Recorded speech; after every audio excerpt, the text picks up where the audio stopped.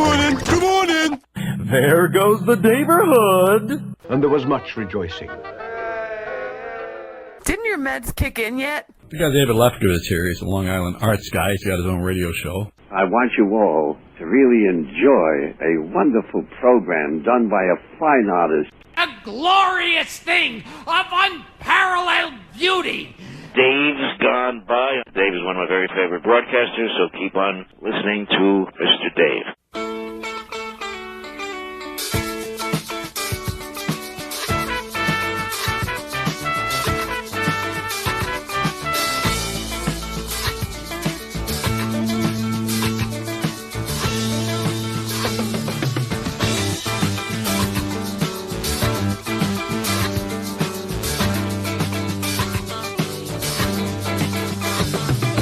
Tropical hot dog night.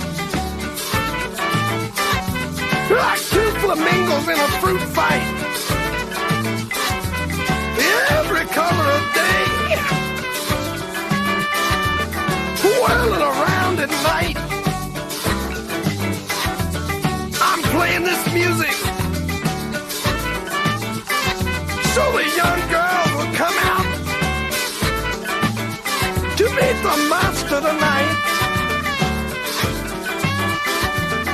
Tropical hot dog night. Like two flamingos in a fruit fight. I don't want to know about wrong or right. I don't want to know. I'm anywhere tonight. Tropical hot dog night. Well, there goes the neighborhood. Good morning, everybody. Happy January to you. Actually, we've already seen you in January for about 20 minutes when we did our New Year's Eve spectacular, as it were, last Saturday night going into Sunday to begin 2017. But yes, we are here live for you with a brand new episode of the Dave's Gone By radio program of the air, featuring me, Dave Lefkowitz. My wife is with me for the first hour to have some fun with you on the radio, as we have been doing since October of 2002. Been on the air almost 15 years here, doing comedy, talk, music, culture, interviews. Only 8 years at UNC. Well, that is correct. We've been... Did you start UNC the first year you got here? No. First year we moved to Colorado, which was, 2009? Yeah. I did some shows just recorded from the basement we were living. Well, we had a house we were renting, and I put my studio, as it were, in the basement, and I did a couple of shows just online on the web, doing them homemade, and then I got involved with this marvelous radio station here at the University of Northern Colorado, UNC Student Radio, uncradio.com, and it took almost a year for me to kind of really get involved here, make friends with the folks who were running the station at the time, help the radio station work on their stuff. Eventually, I was programming director here for about 2 years, which in the main I enjoyed, except every time I would put hundreds and hundreds of songs on our tune tracker system at that point. Or I think it was called the Munster back then. The Munster. And I would do all this work and code all these songs. And back then I was doing it from CD. I wasn't even loading MP3 files. I was putting CDs into our system to play music randomly when there weren't live DJs on the air. And I would do all this, and I'd be really proud of the work I was doing and the coding, and then there'd be a glitch, and everything would be lost. And I'd have to start from scratch all over again. So, and I did that about 3 times until finally I was like, okay, I'm not going to do this anymore.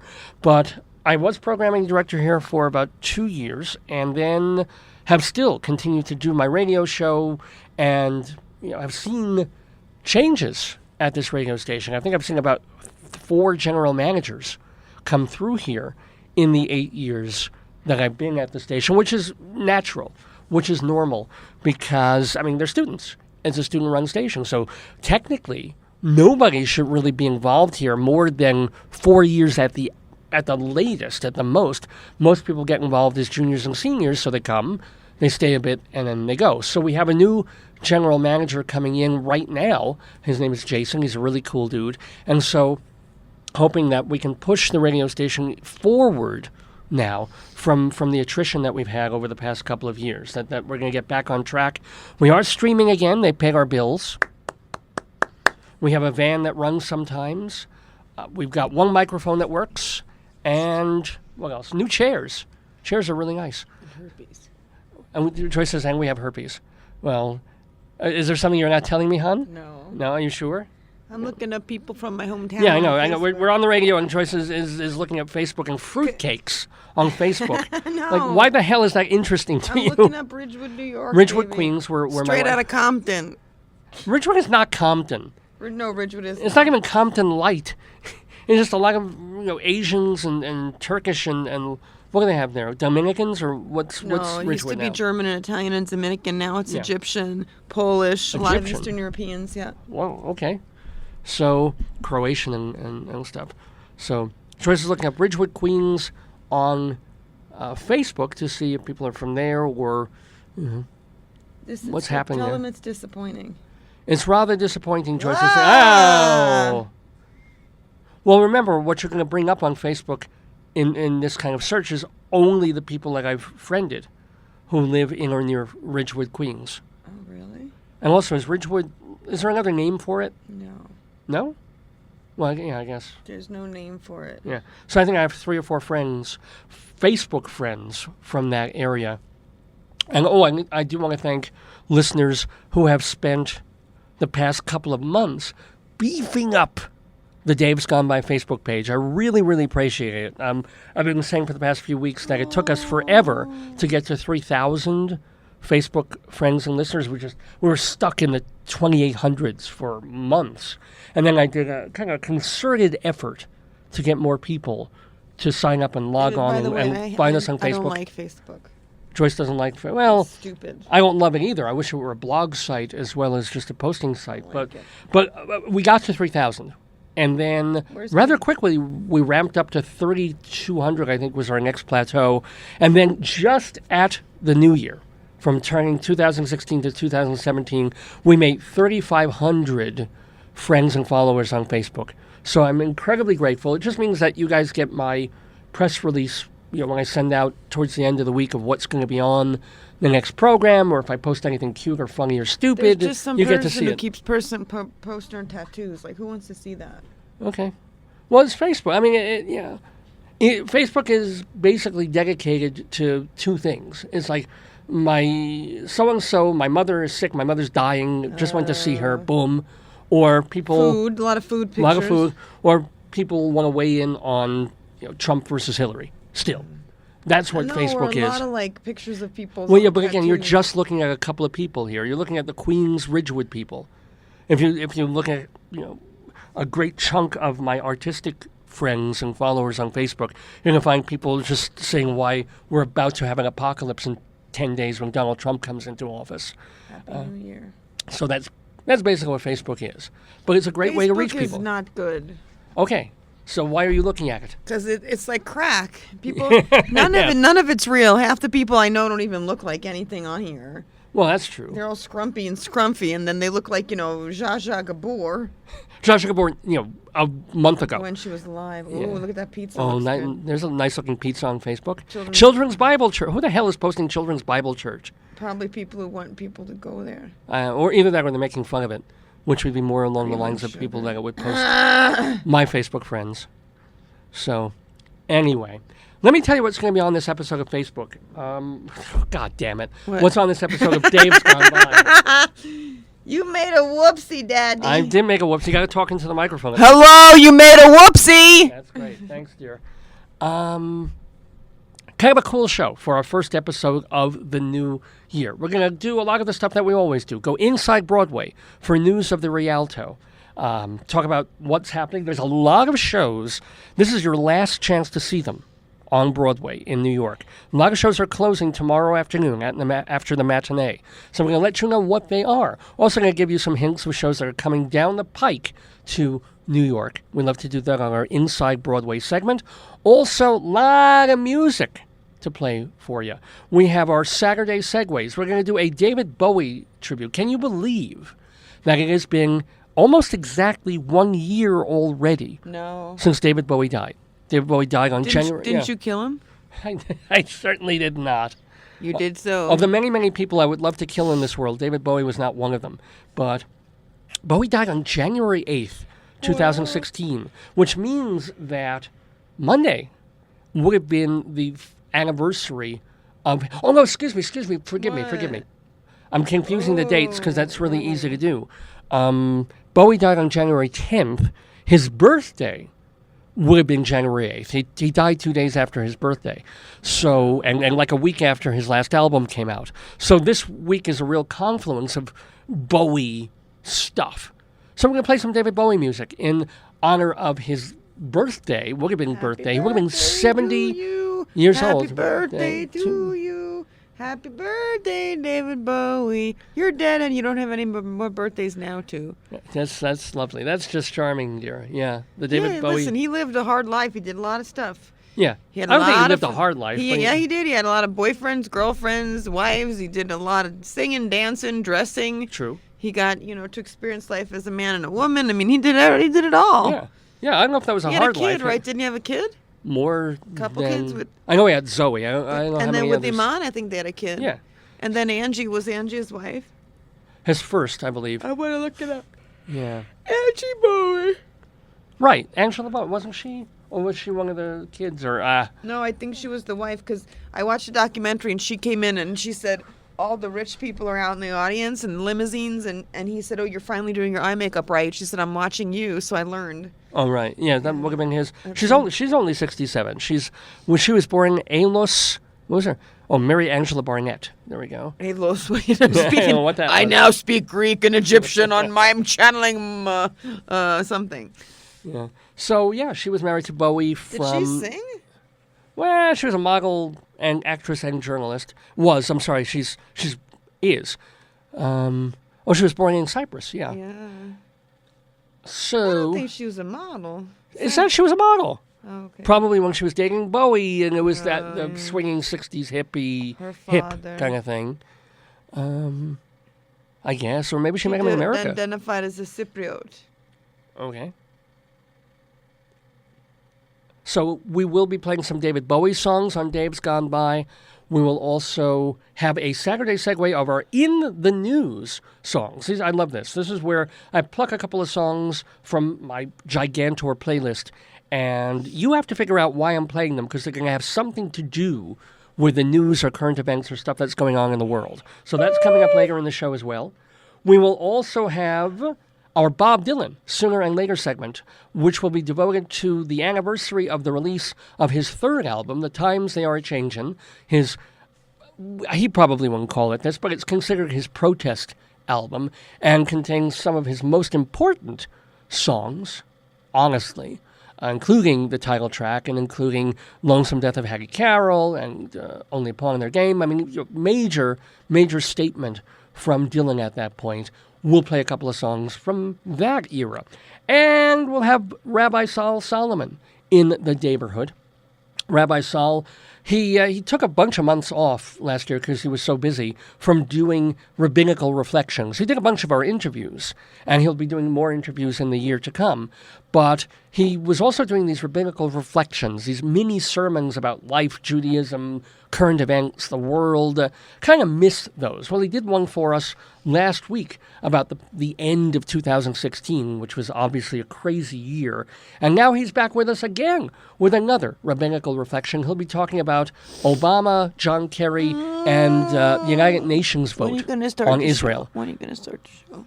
Joyce is saying, when am I going to start? Not that I haven't been starting the show for the past 10 minutes, but now? Okay, well, I've been telling people what's on the program. Demonstrate some cize dancing for your listeners. Oh, why don't you tell people what that is? You tell them you love it. Oh God.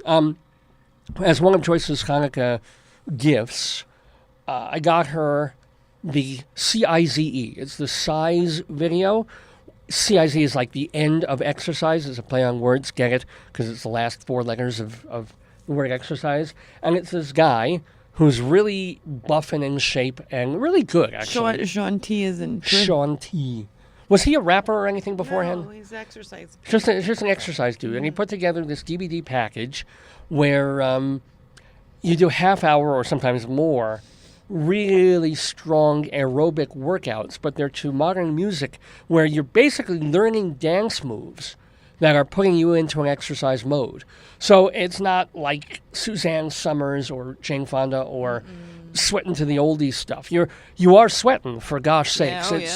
I don't know what your heart rate goes up to even after like 3 minutes of this damn video.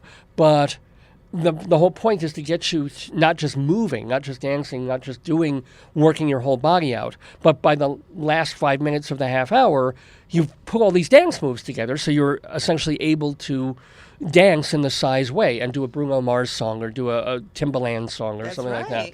So they are fun, but they're incredibly exhausting. I mean, I in the first video, I got up to about 7 minutes, and then I'm like, okay, I'm going to stop now before 52-year-old Dave has a heart attack. But you've been going on. You did almost a half hour of that first one, and now you're on to the second. I finished the first one, and I did the full dance with the song. Yeah, and now you're I'm on to the just second. good at that. I can't do the front cross step, though. That's hard for me. Yeah, I can't do anything. I can move my arms. I can do that weird thing with his arms like he does when he does the bounce, because everything starts with a bounce or just bouncing on the balls of your feet, and that's the resting position. That should give you some idea that the resting position for this video. Don't you enjoy the quality time we have together? Oh yeah, I love it. Nothing I'd rather do than do exercise watching a video. That's just that's man heaven right there. Let's cook Brussels sprouts and enjoy it. It's good for arrange flowers. It's good for your health, so you don't die. Yeah, I am not discounting its aerobic value. Yeah. I mean, they do say, of course, all these things have to have a warning, like see your doctor. I'm going to bring it Make up sure. There's some examples on the YouTube. Yeah, I mean, let me put it this way: if Alan Thicke were watching one of these videos, he'd be dead in the first 4 minutes. Hell with hockey. This would have killed him. But it's really well done, and it keeps you alert. The one we first did was Crazy Eights. That's our first one. You want to hear it? So it's always, they don't have the whole thing on YouTube. There's people doing it. Yeah. Let's see other people doing it. Look, a whole bunch of people doing it. Yeah. Well, I guess they show people at home doing the Crazy Eight things. So the one thing he doesn't do that I wish he did on some of the moves is that I wish he would show the moves slowly. Can you play it on 1 second? Yeah, I wish he would do... Like, he does this arm cross thing in the last video that you watched, where he puts his arm over and under, and he does it so fast, and then he expects you to do it. And I wish there were like a slow motion thing you could turn to, where it's just, this is how you do the move. You can. This is how you do it. And then go in and do it for real double time when they're actually doing the dancing. Oh. So yeah, show the Crazy Eights. I'll show you. It's a Timbaland music. You can play that. Unless there's a commercial in it. Let's see. Give it a click. Oh, wait. Oh, yeah. And the advertisement before it is a Kaiser Permanente ad. That makes sense. That makes total sense. I can't click. Oh, there you go. There. Click on the blue box. Okay. Ready? Yeah. Here comes Timbaland and Sean T. Eventually. It's loading. Eventually. Because we're going to size it up now. You got this. You got this. Right. Yeah. I'm doing some Sean T-isms here while we're waiting for this video to load. It don't work. It's the end of exercise, ladies and gentlemen. Hold on. No, I got to turn the mic off. Here we go.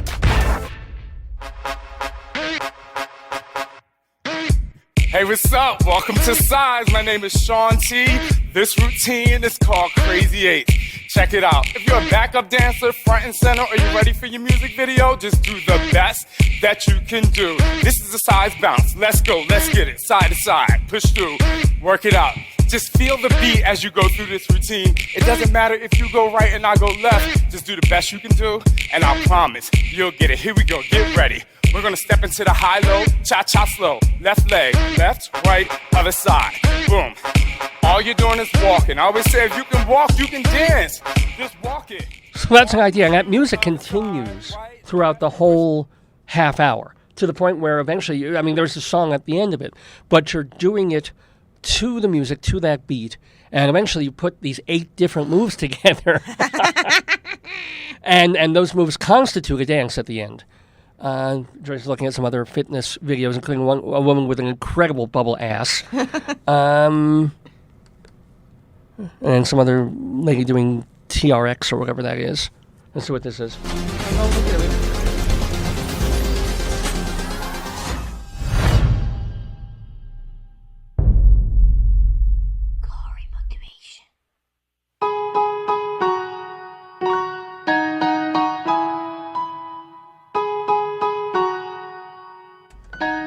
It's like a sexy yoga thing. We love falling deeper, drown ourselves in all that goes on. You say fear the reaper, I say bring him on. You probably follow, I'm on the new wave. You're looking high. All right, we're watching this video. I guarantee this is not for women to exercise. It's basically like it's bad. Explain. It's Explain. bad. It's like bad. half naked. Well, no, they're clothed, but like very bodaciously curvaceous women, top and bottom, showing there's one woman where shaking her ass cheeks and water's coming out of them. She must have had an enema before things started. I'm gonna wet my bed. Hey, can we do that too? Let's do the 2 bots that Amanda sent us. The robots talking. I don't even know. Can we set that up for maybe next week? I don't know what you're talking about. Yeah. Two robots talking to each other. The one's like, I want 67 kids, and one's like, you said that 4 minutes ago. And then one said, I did not say that 4 minutes ago. Prove it, I said 4 minutes ago. It is so hysterical. Do you remember which it is? C-Bots Chat from something called Twitch TV. Let's see if that plays. And there's a... Is that an ad or is that the thing? That's Bob Ross. I don't want that. Oh, hold on, Bob Ross. Liquid white, just to thin the color. We're getting quite a buildup of paint here now. So we have to begin thinning the color. There. Someone asked if there's a chat going along with the Bob Ross video. So these are 2 bots talking. Never gonna tell a lie or hurt you. And hurt you. Never gonna give, never gonna give, never gonna give you up. Give you up. Never going to let you down. Never going to make you cry. Okay, see, bot technology still has a ways to go, ladies and gentlemen. The funny part is they fight. And then sometimes they talk about, they say, one says, are you Jack Sparrow? And the one says, I'm a pirate. Then they fell in love. Oh. And then they're like, and then one says, I don't love you, I like you. And the one said, but you said you love me. And they said, what's your name? Vladimir. And they just keep rolling. And they do this in this flat affect bot sort of talk. And it's kind of like when South Park was making fun of the guy with the tracheostomy. Did you ever see it? No, I've never seen it. Okay, kill Bob Ross, though, because that may still be playing there. Wow. We actually don't have to kill Bob Ross. He died a few years ago. Did he? Oh, yeah. Yeah. Oh, yeah. And he died and that Nazi painter died. Remember him? Who's the Nazi painter? It's so... There was that German guy who used to be on public television. He was also a painter. And he was like, you must use the yellow ochre. God. Loved him. Anywho, this is Dave's Gone By. We're just wasting a little time. Let's talk like the bots. You talk like the bots. This is the Dave's Gone By. No, they don't talk like that. I don't have an inflection. Too much. Yeah. This is the Dave's Gone By radio. Bye-bye. They pick up words and they understand each other. They pick up words? Words. Which words? Which words do they pick up? David, bye. No, David, straight, not homo. Straight to the top. I'm going straight to the top, where the air is fresh and clean. What is your name? Tom Waits. Waits for what? Tom waits for no one. No one who? I'm Tom Waits. Who are you? Who are you? I'm Tom Waits. Who are you? I'm Kathleen Brennan. Who's Kathleen Brennan? I'm married to Tom Waits. I have to Google myself. Oh, this is horrible. All right, we tried. They're funny. They're really cute. Let's play it next week. Okay, yeah. Or is there a way that we can create their is there a website where we can create their dialogue where they talk to each other in horrible, filthy ways? No, they say some pretty bad stuff. Well, yes. Amanda, look. Do you like the name Coco? Yes, I have a friend named Ethan. What is her last name? Do you mean his last name? What is Karen's last name? I don't know a Karen. It's singularly uninteresting, though. It's hysterically funny. The one will say, like, do you love me? No, I like you. My name is Vladimir. And then they say... Well, I like the incongruity of it, or what's the word? The non sequiturs. Sometimes they learn from each other. They get smart. Oh, that's kind of interesting, yeah. Will you put your elbow in my ass? They don't say anything dirty. They were gonna have 67 kids, but then they fought and they didn't. They 67. Well, yeah. And then I guess they can replicate. No, but they said, "Are you human?" They said, "No, I'm automated," and they know. Aww, they're cute. Maybe we can get Cortana to do that. I hate Cortana. Oh God, I hate Cortana. She's not that smart. Yeah, I can't get her off my computer, and I don't even have sound to play her. And then she's on Joyce's laptop. And Joyce was really taken with her for about 3 days. And I was like, Cortana, please die. No, I like her. I like electronic things. I was telling our friend that they have one for a baby where it's like one of these like Echo kind of things. And when the baby wakes up at night, it plays music and it plays some games with the baby. It goes, what is this sound? Moo, moo, moo. And, All right, so that's the second generation. That's the next level. People are afraid that it's going to be like one of these kind of, take over the world. Well, eventually. I mean, that's a big new gift. It was all through December. All you saw the ads on TV. Google this thing you put in the middle of the room. And you come home, and it's like, welcome home. Alexa. Is that Alexa? And then there's who else made a similar version of that? Look it up. You don't have to look it up. I just want to, You want me to talk to you? Oh, yes. My poor honey wants to be special. Yes, we're on the radium. No one can see us. Well, no. Thank goodness, I guess. Yeah. No, there was a point a couple of years ago when they were going to put a live cam in the studio, and I thought that was kind of a cool thing. The way MSNBC, who was doing it with Don Imus? Maybe CNBC. Fox was. CNBC, yeah. Imus was live, and still a lot of the sports talk shows. Yeah. They just plant the camera right down. They have a lot of like sports memorabilia around. Problem is, you can't pick your nose. You got to dress somewhat appropriately.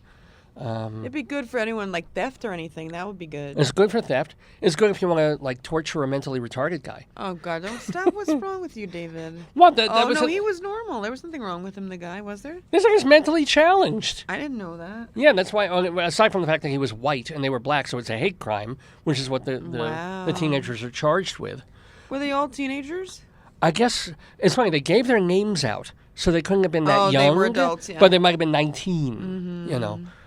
So they're dealing with that. That was that Facebook streaming. Yes, Facebook Live. That's not an Android though, or like a Mr. Machine. Well, it's like a webcam. It's Facebook Live. It's the same thing. It's like Skyping. I heard to the same person. It's sad that Facebook has to have a 24-hour team that scans for Facebook Live to make sure there's nothing inappropriate. Tell me about it. I mean, what a world we're living in. Hey, back in the day, 4 years ago. I used to read. And God will forgive me for this, but I'll read. I always check the New York Post. I know it's a rag. I know it's a piece of shit. But the New York Post, it's a New York paper. It's really fun. It's readable. I love reading Phil Mushnick, the sports writer.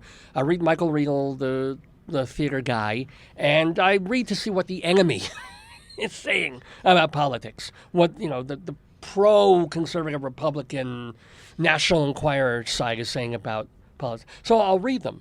And especially if I read about sports, and I like to read about the Jets and the Mets, and even though we've been away from New York for so long.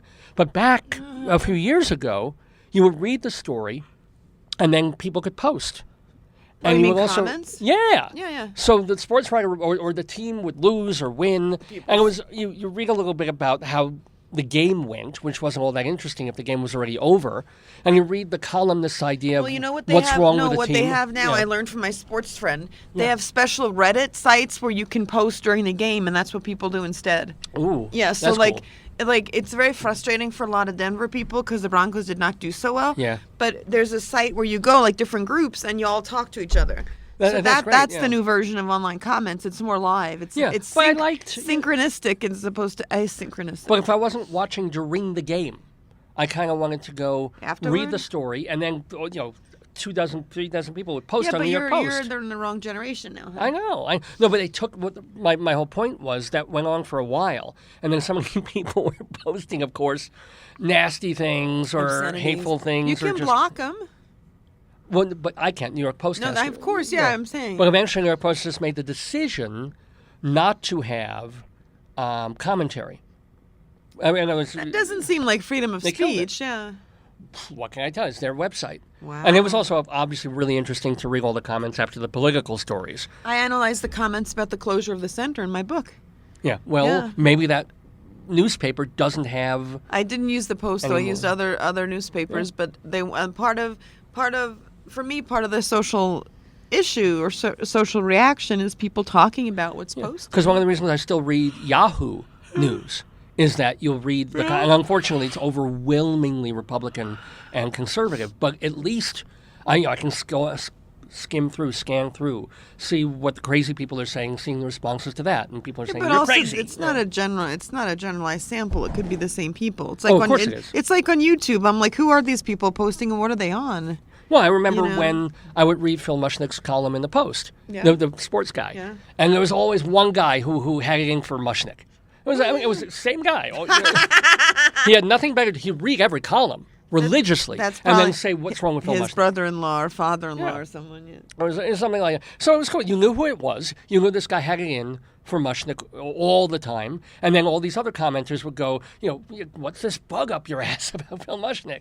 If you hate him so much, why do you read him? Because it's like the moth and the flame. Yeah, exactly. You can't pull yourself away from the thing that destroys you. Yeah, I can't pull myself away from the New York Post. I should be reading the Daily News. I should be reading HuffPo, But the Daily News is even like the Post. Yeah, and even I'll try and read, just to get my blood boiling, I'll read Democracy Now! But you can't post there. Oh, what about the New York Times?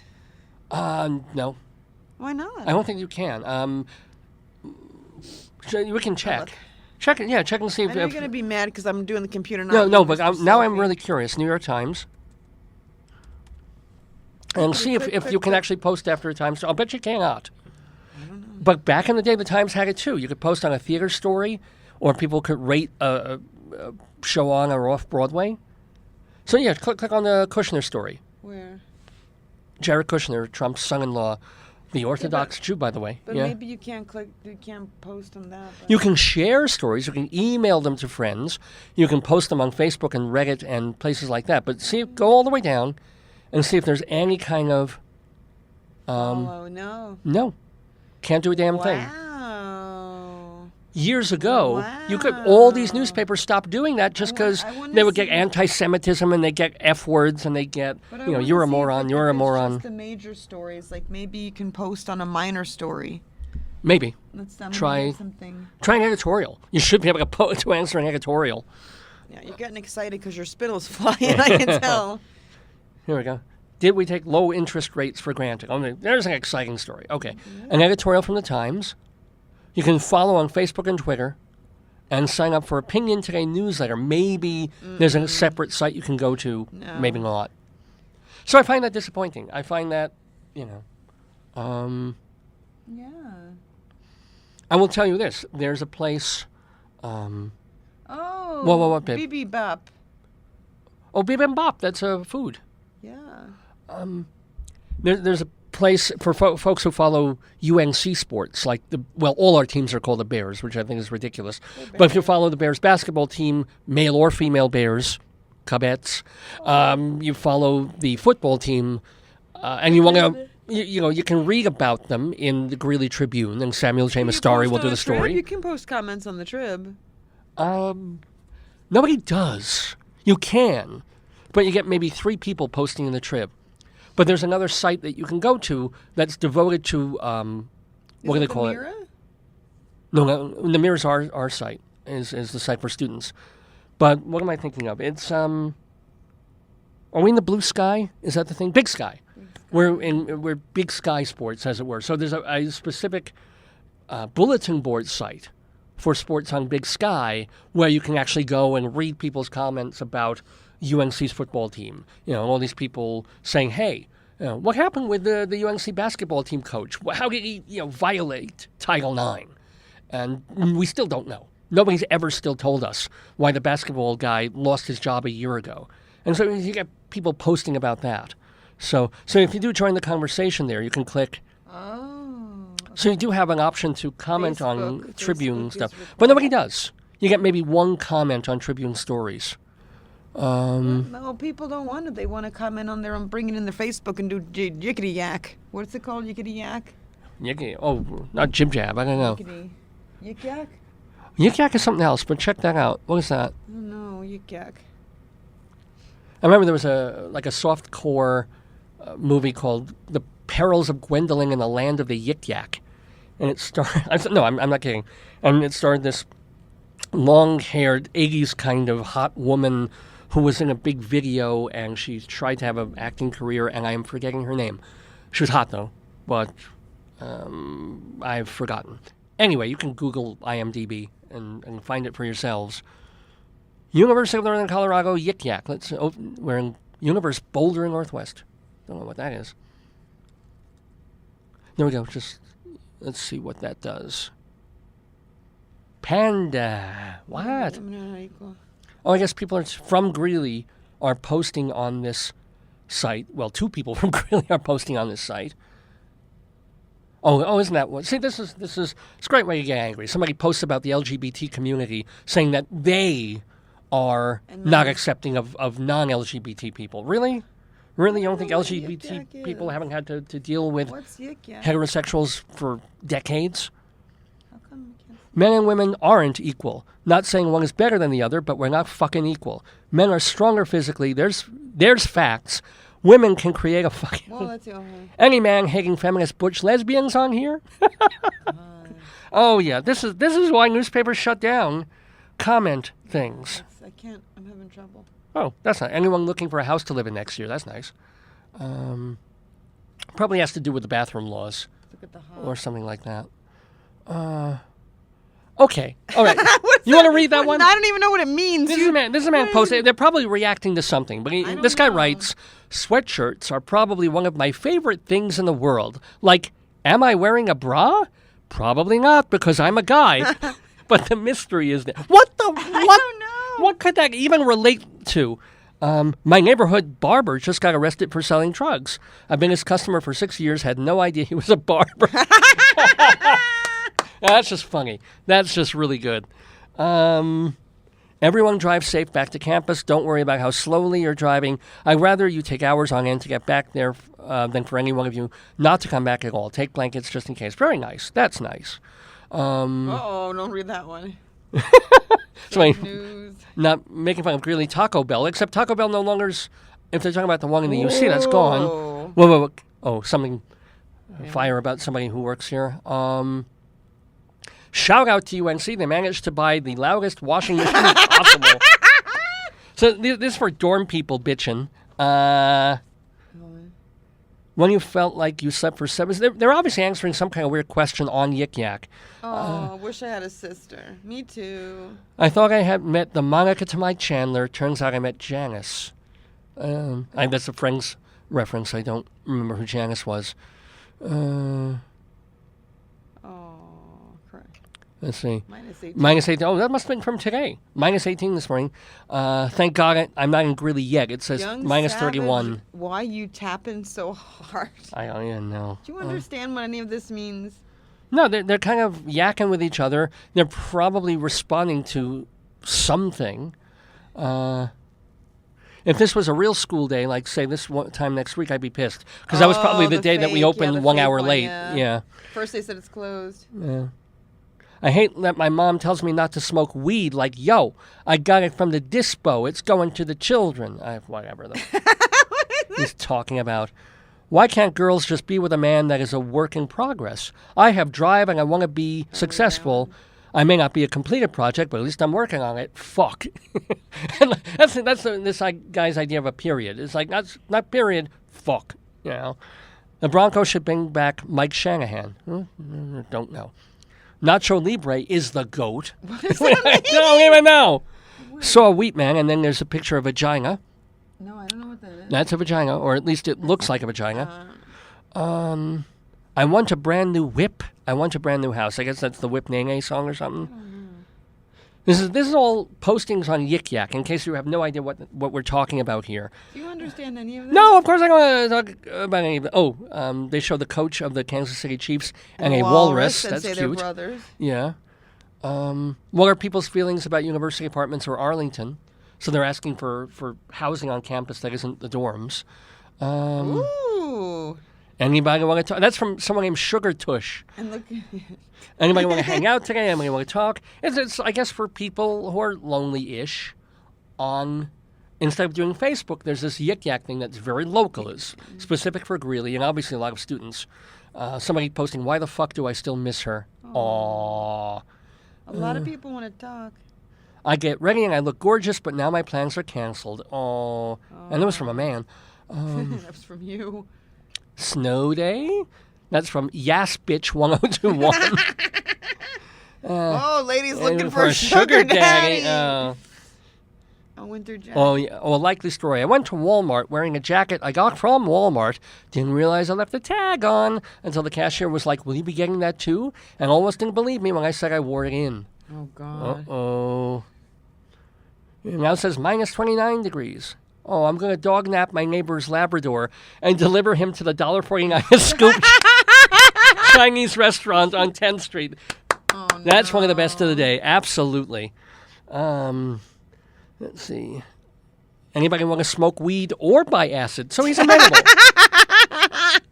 That's from Scoop 22. College is a scam. Algiers, anyone? I don't get that. Anybody want to go to Istanbul tonight? That's that hookah. Turkish. That's the day. No, that's also, I think, maybe. Oh. It's the hookah. Oh. I thought that was a weird reference to, like, the shootings in Turkey. No, it's like smoking stuff. How many? Okay. What else? I have a refrigerator full of beer and no one to share it with. On Snapchat, they have a story about Scandinavia. It's completely, magnificently random. You know? People looking for parties, people looking for company, people just looking to talk, people asking what their favorite movie is. How do you get -2? I guess it's a rating of some sort. People, I don't know. People don't seem supportive of that. Got no idea. Out of money, out of bud. And the guy has a little picture of a broken heart. Aw. So that's life in Greeley, Colorado, ladies and gentlemen. Yes, I do. I've just been explaining everything to people. It's people, young people. It's all students, obviously, in Greeley, Colorado. I think it's the faculty. That's all the faculty. That's right. It's a 70-year-old, right? Well, maybe it is. 70. Maybe it's some 75-year-old guy who's like, "Any girls want to hang out tonight? I got weed, I got bud." And, you know, some hot co-ed shows up. Bud is weed. Bud is bud. Yes, I realize that. And you know. Then why would you say I got weed, I got bud? It's some like hot girl with big tits shows up and she's like, "Hey." And she's like, "Well, I'm here already. He's got the drugs. I think I'll stay." I bet the police use it to get maybe. People. Well, some guy is talking about either doing weed or acid. If I were a cop, I'd be like, "Well, there's an easy score today." You know? Let's do Greeley Not Crimes and Old Times, boppers. Yeah, get me up my my music. I don't know where is it. It's called Midtown. Ow. So this is a segment we do every day here. Every week on Dave's Gone By. We do it every day. You should call it YikYak. You should call it Greeley Yik and Old Yak. No, you should call it Chickens and Hobos. Chickens and Hobos. Because it's calls that come into the Greeley Police Department and also stories from 100 years ago in Greeley, Colorado. Just double-click Midtown. No, don't click that. That's a symphony. I stopped it. Oh, no, okay. Okay. So, double-click Midtown. Go. Good.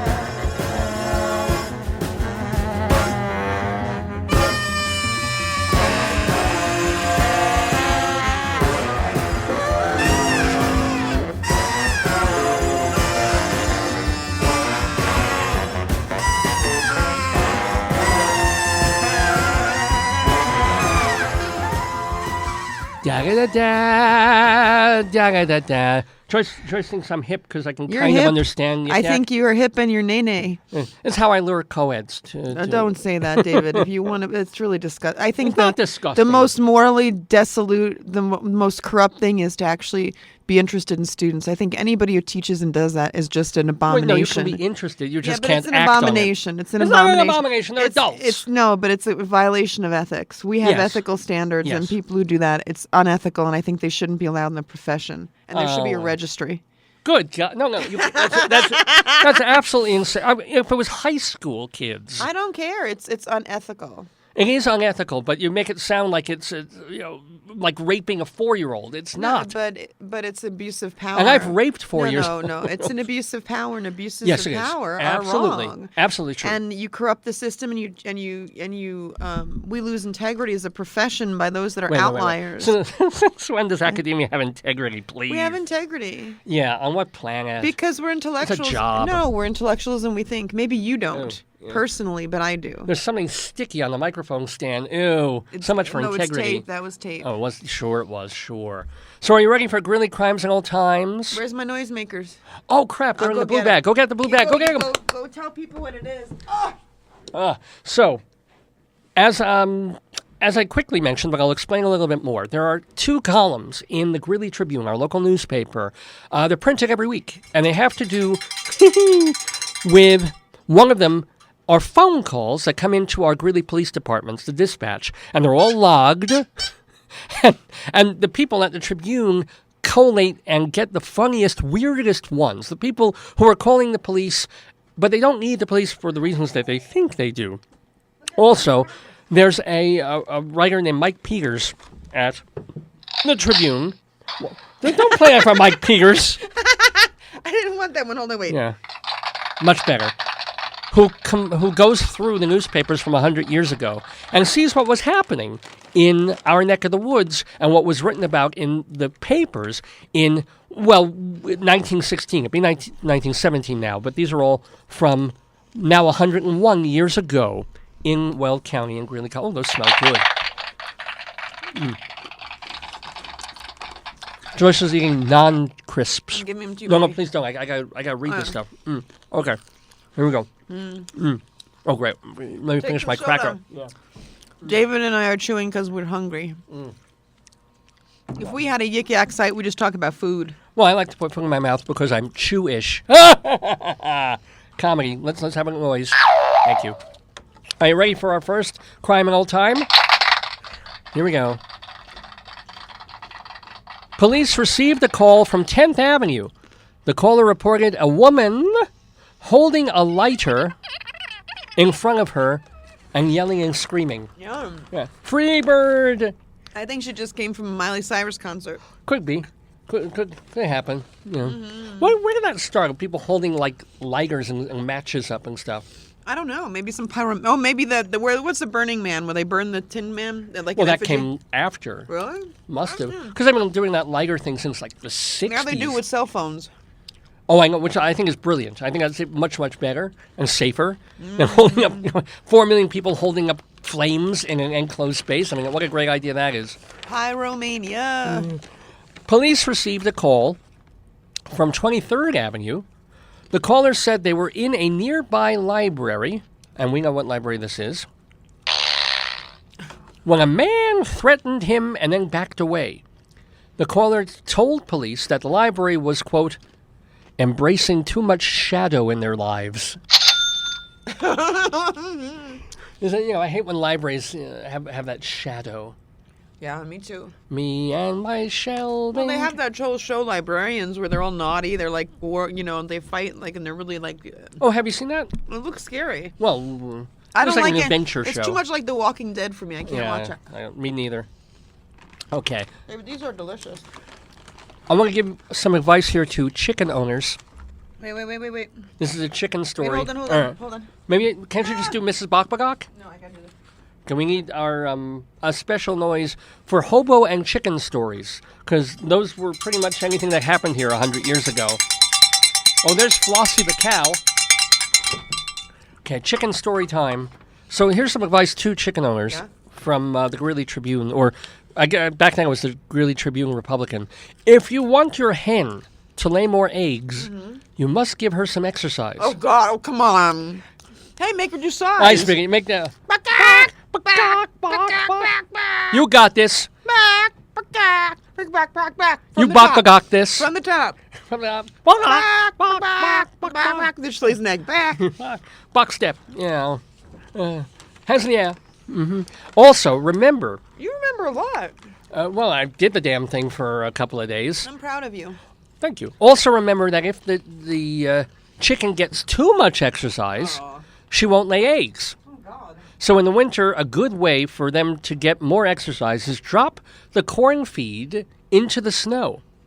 The hens will get exercise by scratching through the snow to find the corn. That's cruel. They don't have little booties. Oh, yeah. Well, aren't their footies insulated? Don't they have like little Columbia snowshoes for the chickens? I don't know. I don't. Well, I guess in winter, for the chickens to stay warm, they should wear, get noise ready, please. Your chickens should wear layers. That's comedy. That's comedy right there. Hey, farmer families from outside Greeley. David, don't get too excited. Excited? No, I won't. Oh. Was that supposed to be a yoke? I'm still mad that guy stole our banter. Freddie Armiston or whatever. Yeah. We never explained what we meant by that, but there's a friend showed us the DVD of an episode of Portlandia. Yes, I know, featuring Fred Armisen, who was on Saturday Night Live, and a guy that I went to junior high school and high school with. We were in a Super 8 filmmaking class together, so I know Freddie very well. But so he's rich and famous. I'm in the shithole, but okay. But Freddie is a brilliant comedian, obviously, and he's doing this series, this very popular series called Portlandia, with the girl from, Carrie Brownstein. She was in Slater-Kinney. So they're doing this show together about these people in this very yuppie kind of town. Not yuppie, sort of town in the northeast somewhere. I haven't seen it. Well, it must be Portland. No, it's south. It's the northwest, Pacific Northwest. Yeah. Anyway, they do these little skits and sketches about people from the town, including this couple who do like this bedraggled radio show, just like us, and they're yakking and kind of cliche, and they've got all their noise machines glued to this wooden board, so that anytime they say anything, they stole it from us. He stole it. Shame on you, Freddie. But the problem is, he's doing parody. He's probably making fun of us, this son of a bitch. You're making fun of us, but we're making fun of ourselves. So you're beat down, buddy. That's right. You're modern. We're postmodern. You're the we're hobo. Pomo. You're the hobo to our chicken. Yeah, exactly. We know we're making fun of ourselves. That's true. Do we? Yeah. I take this terribly seriously. Okay, well, anyway. I know that. Let's see. Don't Farmer. insult me. I'm not insulting you. You insulted me and said I don't take it. I know that. I'm going to leave then. You do it yourself. Talk to yourself. No, I'm not going to talk to myself here. Farmer families from... I get spit on every Saturday. Not on the show. Okay. Greeley farmer families from outside of Greeley. That's the one thing you don't want to put too near the microphone, is that bell, because it's really, really loud. That and the Ooga horn. Did you bring the Ooga horn? No, it's okay. We don't need the Ooga horn. It's okay. I do love the Ooga horn, by the way. Yeah, but soda too. Yeah. Does soda make noise? No. You were squeezing it before. The horn too. That's comedy right there. David? Yes. David? Yeah. Gotta get to the mic. Yeah. I'm going to file a lawsuit against that Freddie guy for taking our shtick. Yes. Let's get the Broncos lawyer. Yeah. I mean, if we get a good enough lawyer, even if we have no case, we can probably sue him for $10 million. Franklin Diazar. Yes.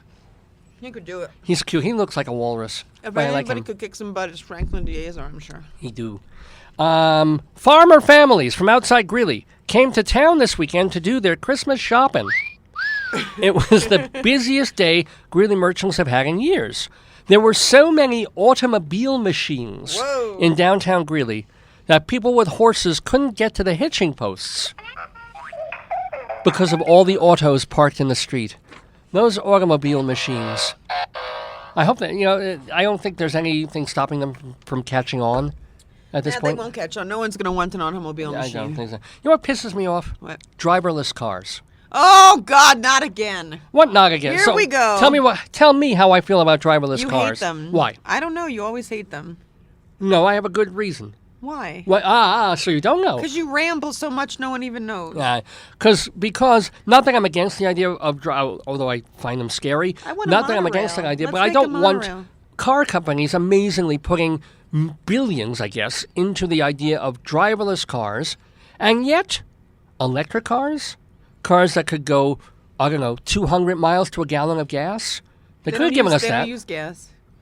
Wait, electric cars just use electricity. No, what about the hybrids? Oh. Yeah, the hybrids go, 80 to 100 miles, depending on the on how much. So if they can take a gallon of gas. Oh, here he goes. I'm sorry. If they can take 1 gallon of gas and make a car go 80 miles an hour, assuming you charge it and stuff, right? That means they would have the technology to make you go 200, maybe 500 miles on a gallon or two of gas. I mean, think about when they were first doing computers. And a computer to run NASA took up 2 rooms. It was like UNIVAC. And now you can run NASA off a laptop. Well, if they could do that, then car companies, the geniuses, these people who are scientists and raising funds on Kickstarter and places like that. Why the fuck do I bother? Don't you agree, though? No. What, you don't think that they couldn't put their energies into efficient cars that run on solar, that they could run on urine? I mean, I don't want to sit in the car that's running on urine. Nobody wants that. And the exhaust would not be pleasant. But think about it. Cars that run on air. I don't know, David. But, yeah, I'm saying if they can make cars that drive themselves. Greeley Crimes and Old Times, you're rambling on about electric cars again. I'm rambling about electric automobile machines. Go forward. What's the next one? All right, here we go. Where's my squeezy? Well, later, dear. Step away from the car discussion. The debate continues. What is that? Oh, that's debate? What noise is that? It's a grouse. A grouse? Watch out. Oh, I almost fell. Okay. The debate continues in Nunn about the gymnasium and athletics. Oh, wait, we have one. That one. That's the boys peeking into the girls' changing room there. 2 opposing sides met at the school this week to discuss whether the gymnasium and athletics are a necessary part of the education system. I don't think so for farmer kids. For anybody.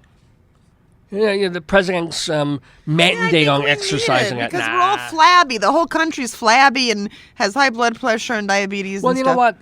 Gyms and schools and junior high schools and high schools have had mandatory gym 2 or 3 times a week. Because girls always, it hasn't done any damn good. Because girls always get a note and saying they're menstruating and they don't have to take it. Yeah, exactly. All the kids who don't want to deal don't have to. It's like the deferments in Vietnam. And everybody who goes, they as soon as they get away from gym and they don't have to do it, they get flabby. We should put cize in every gym. Kids would love that. No, they wouldn't. Kids would love it. Some kids would love it. Other, and the fat kids would be like, I want to die. I want to die right now. They could do part of it. And all the healthy kids would look at the fat kids and make fun of them, and the fat kids still wouldn't get picked. Yeah, but how is that different than everyday life being a bully, right? Just, as much as I had fun in gym sometimes when we were playing sports, I could have lived very happily without sports all throughout junior high school and high school. No need for the Okay, David, let's not dwell. Let's go back. Well, this is the point of doing Greeley Crimes and Old Times, to say that we're still having the debate of how necessary are athletics. Why are we pouring millions of dollars into our our academic sports teams when we're cutting other programs? We're paying a coach like $40,000 a year. I don't think bullshit. It's we're paying the football coach here $150,000 plus plus But that's a different argument. These are like college supported athletics versus gym for every student. Those are different issues. True. I mean, they're yes, the probably the school guy, he's probably teaching driver's ed too, just to make extra money to pay his bills. Yeah. That is different. You're totally right. Yeah. And also our health instructor, the guy who was teaching us about vaginas and alcohol, was also our gym guy. The guy who taught us health taught us driver's ed. Yeah, same dealie. I don't get it. It's like, I do get it. And health is a hell of a lot more important than gym. Thank you very much. Owners of the Park merchandise store offered $5 to anyone who would remove the badger that had somehow gotten into the store's basement and was causing bad odors in the store. R.D. Bird offered to remove the badger, and he went into the basement armed with a .22 caliber rifle and a can of deodorizer. Who's that guy? Remember the guy who used to chase all the varmints on TV? Yeah, What was his the alligator. name? No, not the crocodile hunter, but I know whom you're talking about. Go in there and go like. He specialized in alligators, though, and things like that. Yeah, and like varmints. But you know what? It's a shame that on like Criminal Minds and NCIS and places like that, when they're going into these dangerous houses and they don't carry deodorant. Yeah, they should be carrying the gun in one hand and deodorizing spray in the other. Lysol. They should. You're right. That's a good idea. Well, let's see. Oh, he found that the badger had gotten itself trapped in a basket. So he carried the basket out and collected his $5 and let the badger go out in the country. Isn't that what a happy ending? I love that. Yeah, you know what really happened. What happened? Yeah.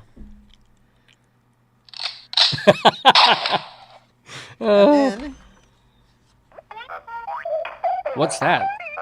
That's the badger falling down the stairs. Oh, yeah.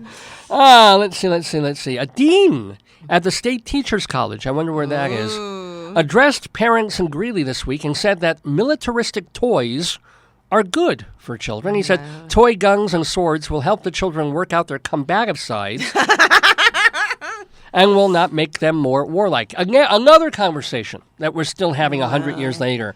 Come on, you masters of war. Guns and sharp swords in the hands of young children. When you build your big guns. Yeah. Oh, man. See, the more things change, you know. Louis Barker, a Windsor area farmer. I sound like Maxwell Smart. Louis Barker, a Windsor area farmer. He wasn't as spitty, though. Is the first in this area to kill a lynx on his land. A lynx. A lynx is like a little lion, you know. Yeah, usually found in the mountains. The lynx was discovered while it was eating a pheasant near Barker's home. He shot the animal, the pheasant did, the Barker did, and he's now deciding whether to sell the skin, which is worth $50, or make a rug for his home. Actually, what he did was he brought it to the local golf course because they needed more lynx. Oh, yes. You're listening to the Dave's Gone By radio program of the air with me, Dave Lefkowitz, my wife, Joyce. It's 10:03 in the morning, Mountain Time, here at the University of Northern Colorado in Greeley, Colorado. You can listen to us, UNCRadio.com is our main homepage. We also have a Facebook page. And, of course, our streaming link is kind of different. So if you want to make sure to get the stream and tell people how to listen to this show, you can go to my website, davesgoneby.com. davesgoneby.com. We're doing Greeley crimes and old times in the neighborhood now. Calls that come into the Greeley police station. The police station. Okay, Lawrenceville. Everybody likes to dance. Do the polka with the polka sisters. Turn off the bubble machine. Turn it off, all the bubbles. And also old stories from 100 years ago in Weld County. Hey, a special New Year's holiday fair was announced by the Denver-Laramie Railroad. To enjoy the New Year's celebration in Denver. You can get a round-trip train ticket from Greeley to Denver. Guess how much? $2.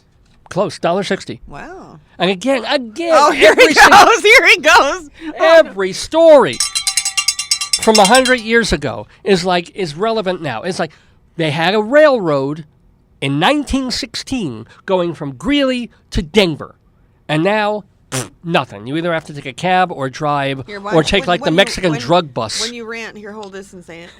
Or take the Mexican drug bus where if you live through the ride, you can make it to Denver somewhere. Yeah, it's true. It's true. What would it take them, you know? Or even just shuttle buses. It's ideological barriers. How do you mean? That I think a lot of people, or at least people, don't want traffic. They don't want people coming in and the movement of people.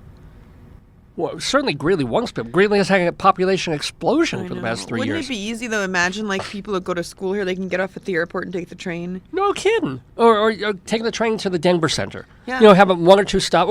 Or you just get to one stop in Denver, and then you can take the RTD, the local stuff there. Yeah. But, I mean, it's ridiculous. You can't even get a train to the Denver airport, let alone Denver. You've got to take the super shuttle, which is with tip about $60, $70 round trip, or get a friend to drop you somewhere. What would kill them? We have the tracks. We have train tracks here where freight trains come through. An Amtrak goes through. Well, It doesn't stop. It doesn't stop.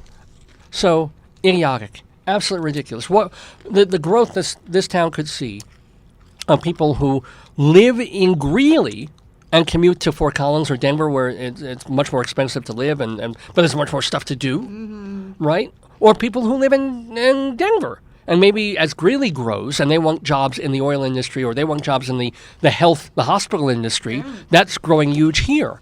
So they can commute to us. Or people could just go on, the students from UNC could go on the weekend. Or the reverse, getting more students from other places to come here. Oh, well. They wouldn't need a car. That's true. That's true. State schools. You could go to UNC instead of Denver. If you lived in Denver, it would be no big deal. You jump on the train, boom, an hour and a half, you're right on the campus of UNC. Yeah, and you could do your homework. Yeah.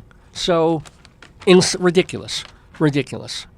CDOT, are you fucking listening ever? I'm just saying. I even wrote to CDOT one time. I said, why not? And they're like, well, the money, not. Yeah. Because President Woodrow Wilson easily won the popular vote. But, I mean, this is the week for 100 years old, still relevant. Check this out. I'm just going to eat all the non-crackers. Because President Woodrow Wilson easily won the popular vote, but almost lost in the Electoral College, the Democrats and independents have been urging for the abolishment of the Electoral College. Oh, my God. The general opinion is that the Electoral College... Electrical. Yeah, right. I got a charge out of that one. The Electoral College is needed to prevent the most populated states from controlling the election. Yep. I mean, 100 years ago, same argument. Yeah. And back then, there were still rural places that there was no internet. They barely had telephones. Now, Podunk is essentially New York City. Doesn't matter where you live in America. You can get access to some asshole running for president. Because it's the only people who do run for president at this point. Gather yourself and read more stuff. Police received a call from 14th Avenue. The caller reported a woman was in an abandoned house next door inside, quote, a big pink trash can. Don't know why. Maybe she's waiting for Godot. I don't know why a woman would be in a big trash can. I mean, an orange trash can, I get. The blue one is for boys. Yeah, there you go. I'm finishing these chips, okay? Finish the chips. Police received a call from 3rd Street. The caller said he was at home watching a movie when someone walked through his front door. The intruder simply said, "Sorry, wrong address," and then left. How does someone walk in your front door? Well, if your door's open. Oh, okay. They walk through the screen door, and it's like, boom, they'd come in. It's like, oops. I thought it was in the right place. I guess not. Sketchy. Well, kind of. And it was in the evening. It was really dark. So, that makes it more likely. Because you figure... But why would you imagine you're walking into a place that's open? I don't know. Anywho. Let's see. Remember Indian Smith? No. We talked about him. Indian Smith, who lives in a dugout west of Greeley. Near what will eventually become 35th Avenue and 4th Street, by the way. Indian Smith told police someone crawled into his underground home and stole $45 worth of gold. Yeah. What's old is new. Yeah. How's that? Someone walked into the guy's house. Someone walked into the guy's... Oh, right. Right. Somebody walked into his dugout. But this guy, he didn't just say, oops. He stole $45 worth of gold, dollar bills, and Lincoln pennies. Wow. Officers were unable to find any signs of a break-in or theft. By the way, Indian Smith is not really an Indian, but he uses that name. He's Native American Smith. It's so weird. Well, yeah. Let's see, what else? As the New Year's Eve celebration in Greeley ended at midnight, with fireworks, bells, whistles, and gunshots in the air, someone apparently wanted to add sirens to the noisemakers. What do you think happened? 2 false alarms were sent to the fire department, which had to respond with their brand new fire trucks and sirens. They just like to take their fire truck out. Police are now searching for the false alarmers. Hey, police received a call from Police received a call from 9th Street. The caller said a man was trying to sell meat. But hold on. I gotta do this. Here. I need to have this ready. Okay, here we go. So they received a call from 8th Avenue, from 9th Street. The caller said a man was trying to sell meat, but he wouldn't leave his name or address. He was driving a new silver truck that was, quote, decorated like a video game.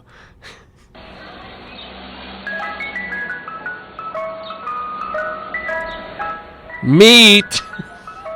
Who wants meat? Hey kids, it's the meat truck. Veal! Chopped elk! Ribs! Burger patties! Yummy on a hot day! I'm shutting off the music. Oh, the meat man. I love it when the meat man comes around. I'm sure you do. Cannibal's delight. Hey, kids, come and taste my hot meat. Yes, indeed. And that's recent, by the way. That was real. The man with a meat truck, decorated in a colorful video game way. Kebabs. I don't understand that. Maybe it was one of those food trucks. Well, it probably was, yeah. But I wonder if it was raw meat. It's like oofty-goofty, throwing meat out the windows. A couple more Greeley Crimes and Old Times here on Dave's Gone By on this Saturday, January 7th, 2017. Police received a call from 8th Avenue. The caller reported a woman in a big brown coat missing most of her teeth. The woman was, not the coat. Need to get an editor at that newspaper. The caller said the woman licked the mirror of his truck. Wait. And she was doing it to this music. Don't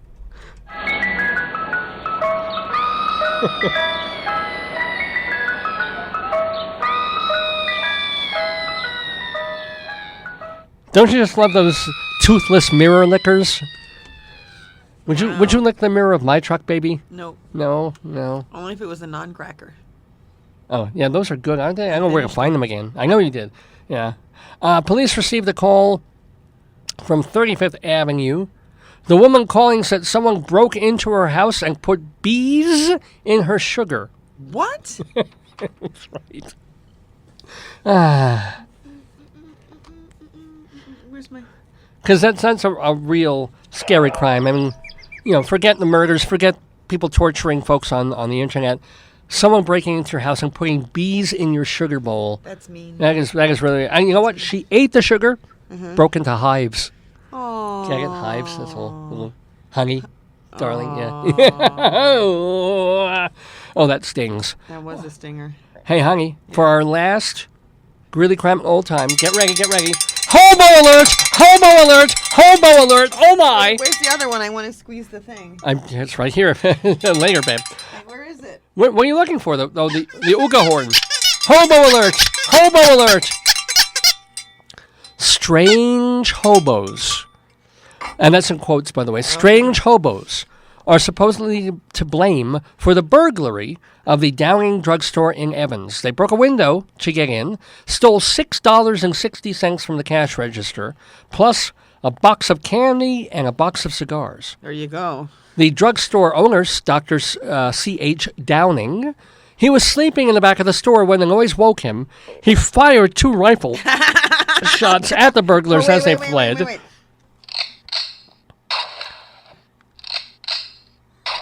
But he did not hit them. Good.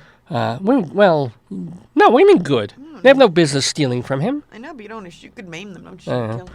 Well, anyway, that, ladies and gentlemen, is Greeley Crimes and Old Times for this cold day. Slightly warming up, though. This cold day in January in the neighborhood. Greeley Crimes and Old Times on Dave's Gone By. brought to you by the fine folks at Hewlett Minuteman Press, the copy kings of Broadway. You know, since the mid-1970s, the Toron family... We'll make it better. Wait. We'll make it better. Oh, you want to play the ice cream song? Yeah. Okay.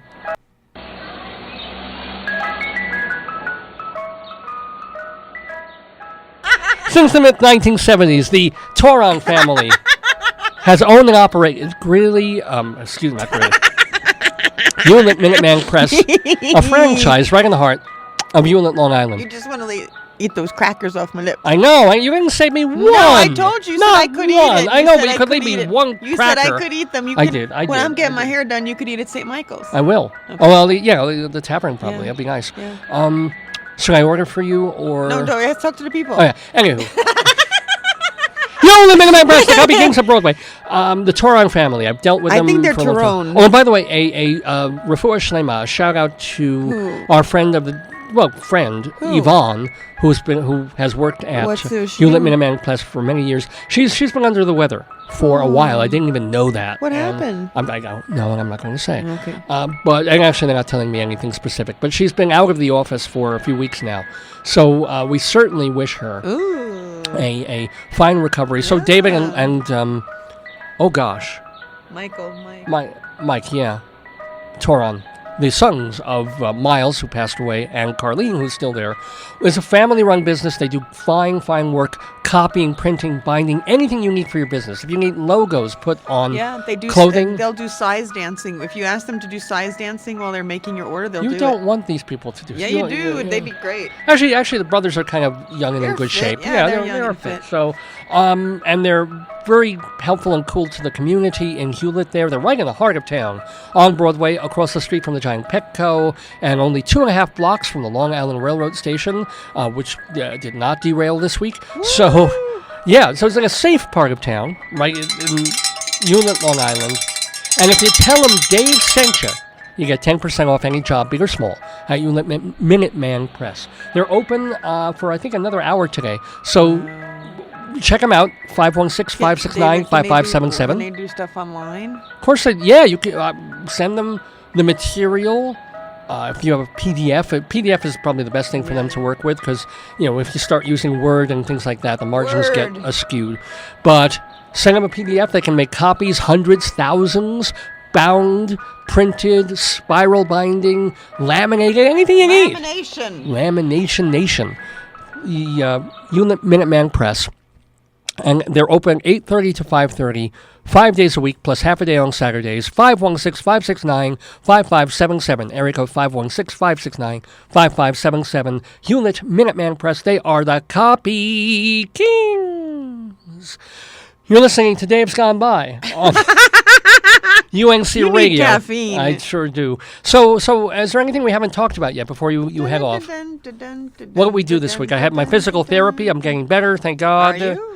Mostly. I think it's the size videos. The size videos are making you very svelte and limber. I think the size videos in combination with the massage I had, in combination with the physical therapy and the exercises. Yeah. I think that you do the exercises. That's very good. I'm proud of you. In combination with the sex I have with our dogs. That's not even funny. Well, it's all hip flexors. So, you put your pelvis in, you put your pelvis in, you put your pelvis. It's my psoas muscle. What else? What else happened? So as it is, it shall be. You never used my title, pooper. Because that's not from the Bible. I don't it's a care. Misquote. It can be a misquote. Like every title you have is legit, really? No, certainly not. I don't think so. The title of this episode is Meet the New Year, Same as the Old Year. Because that's what it's been so far. You should play Same as it ever was. Same as it ever. There's terrorism, check. There's Donald Trump tweeting crazy things, check. There's hatred between Republicans and Democrats, check. Cold weather, check. You're wearing the same underpants. Same underpants, check. Yeah. There hasn't been a major celebrity death yet. We thought we were going to lose Charles Manson, but that was just a scare. Charles Manson lives. David Bowie dies when he's 69 years old. Charles Manson was living until 82. What did David Bowie die of? Oh, he had cancer. Oh, then that's different. Or actually, maybe it was something, or some weird. Go check. Don't be mad that I'm using the internet. Because our first Saturday segue is going to be David Bowie music, because he would have turned 70 years old on Monday. Is his real name David David Jones? Bridal? No, it's not. Okay. David Bowie, did not go know to Wiki. He was dying till final few months. Yeah.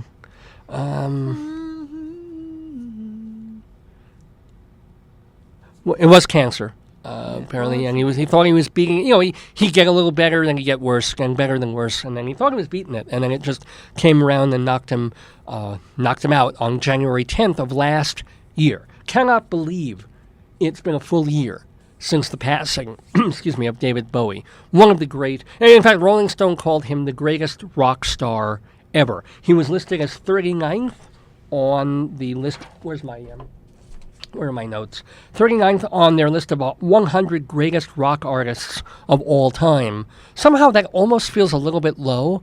Almost feels like he should be somewhere in the top 20, just because he was David Bowie. He was this incredibly glamorous, brilliant, genius, wild, experimental, and yet incredibly listenable rock star with a listenable career that spanned 30 years. So anyway, he was born in 1947, and just some recent stuff. Like in 2008, according to Wiki, the spider Heteropoda David Bowie was named in his honor. So it's a Heteropoda spider, but they gave it the David Bowie Genus, nickname. Species, phylum, Yeah. And also in 2015, a main belt asteroid was named 342843 David Bowie. So there's an asteroid somewhere in the sky, People a starman in the said sky. He thought he was beating the cancer and that Black Star wasn't like a final album kind of thing. Well, yeah, he probably was recording a couple of more songs to go forward. Yeah, he was starting the next one. I mean, even Leonard Cohen, when he was doing his final album, that was his final album, but had he gotten a little better, he would have made more music. He still had probably another couple of songs in his notebook.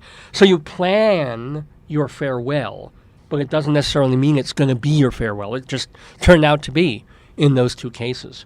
So let's see what else. And Bowie's last months in 2014 and 15 were incredibly productive. I mean, he worked on an off-Broadway show called Lazarus. That was a big sold-out hit. And then also he worked on the Black Star album with Tony Visconti, his long time producer, and some jazz musicians that he was working with. So, what's her favorite? Not that I have it to play on my iTunes, but what's your favorite David Bowie song? Huh? What's my favorite David Bowie song? Yeah, I don't know. I don't know. It's not Heroes. Yeah, well, that's mine. You can't steal mine. I don't think it's Heroes because I think it should be something. Oh, you used to love I'm Afraid of Americans. That used to be a big one for you. Yes, that's true. Hey, that is. Yeah. So I think that probably is. Okay, maybe it is. I'm afraid of Americans. Yeah. I'm not. I'm afraid of a lot of other countries, but not Americans. I'm afraid of So let's get to our Saturday segue. Let's play some David Bowie music. How do I do it? Kill Safari. Okay, where? Go to your show. Yeah, go to my show. Oh, kill that Mr. Softy thing over there. He's Mr. And Steady. Set up. Set up one of my favorite Bowie songs from. It's the first track on his Scary Monsters album. Really, his last real classic. Look for Game. G-A-M-E. Oh, yeah. Okay. Where is it? It should be on there. Maybe scan it the other way. Find it. So we're going to play a couple of David Bowie songs in his memory. We'll also have our In the News Saturday segue coming up, our Dylan segment, Rabbi Saul Solomon. Is it called Gravy and Potatoes? It's not Gravy and Potatoes. If the dog does a poo? Here, the easiest way to do that, sort by artist. Okay, Uncle Grandpa. And then go up. Up. Stop. And hit that one on Dave's Gone By. It's no game. And by the way, thank you for joining me in the neighborhood, honey. Really appreciate having you here every Saturday morning on Dave's Gone By. Love you.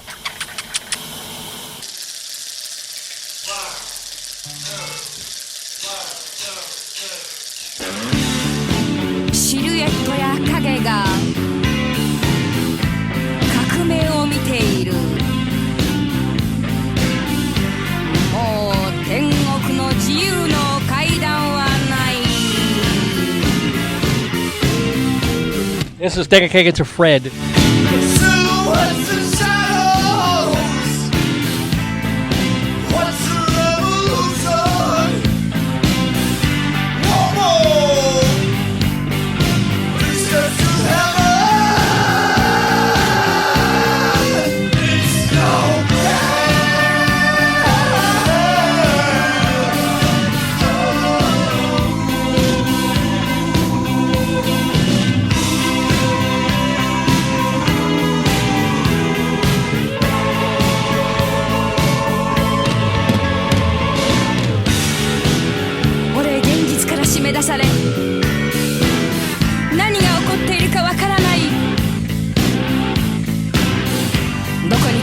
あるか人々は指を折られている。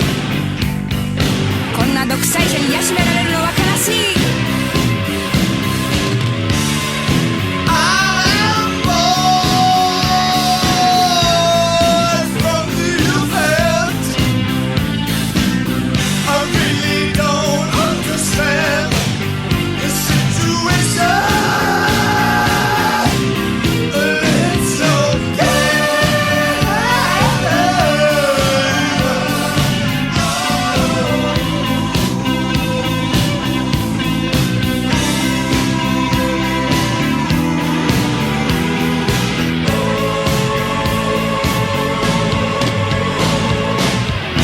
Documentaries on refugees, couples against a target. They throw a rock against the road and it breaks into pieces. Draw the lines on yesterday and it's all so much scarier. Put a bullet in my brain and it makes all the paper. 新聞は書き立てるぞ。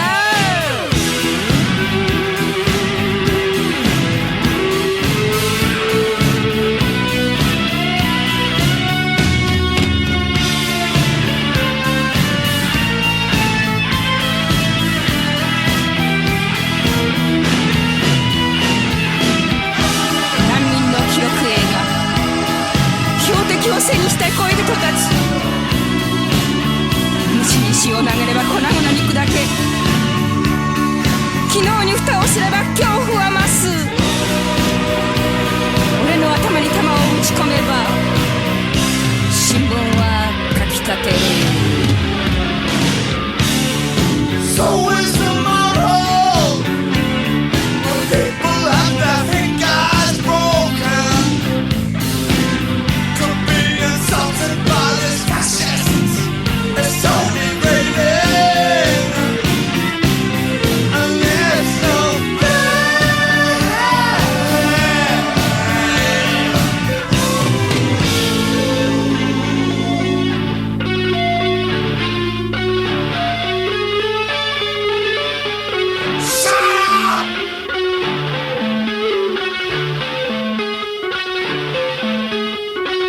Shut up!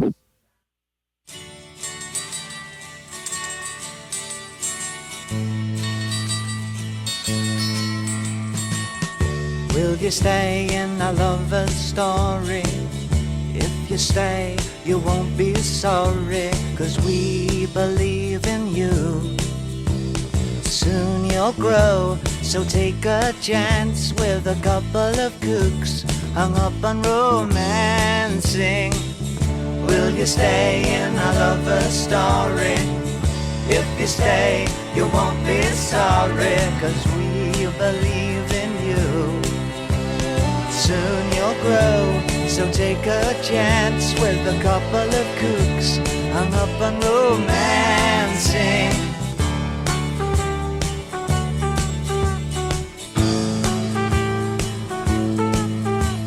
We bought a lot of things to keep you warm and dry, and a funny old crib on which the paint won't dry. I bought you a pair of shoes, a trumpet you can blow, and a book of rules of what to say to people when they pick on you. 'Cause if you stay with us, you're gonna be pretty cookie too. Will you stay in a lover's story? If you stay, you won't be sorry, 'cause we believe in you. Soon you'll grow, so take a chance with a couple of kooks hung up on romancing.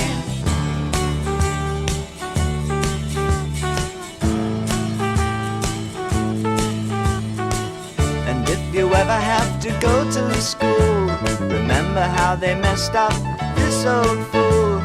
Don't pick fights with the bullies or the cats, 'cause I'm not much cop at punching other people's dads. And if the homework brings you down, then we'll throw it on the fire and take the car downtown. Will you stay in our lover's story? If you stay, you won't be sorry, 'cause we believe in you. Soon you'll grow, so take a chance with a couple of kooks hung up on romancing. Will you stay in our lover's story? If you stay, you won't be sorry, 'cause we believe in you. Soon you'll grow, so take a chance with a couple of kooks. Celebrating the life of David Bowie with a Saturday segue here on Dave's Gone By. Got a couple more songs to play for you, including one of his most recent. Gina's so sound so titty up, this mouth check say. Party up moods, Nanty Vella set round on Tuesday. Real bad dizzy snatch, making all the homies mad. Thursday. Popo blind to the poly in the hole by Friday. When the fuck did Monday go? I'm cold to this pig and puck show. I'm sitting in the chestnut tree. Who the fuck's gonna mess with me?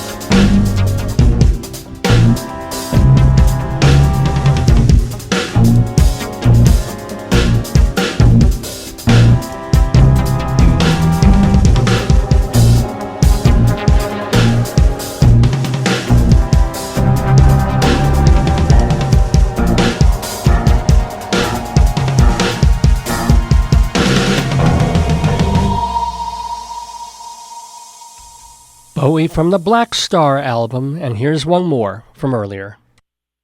Let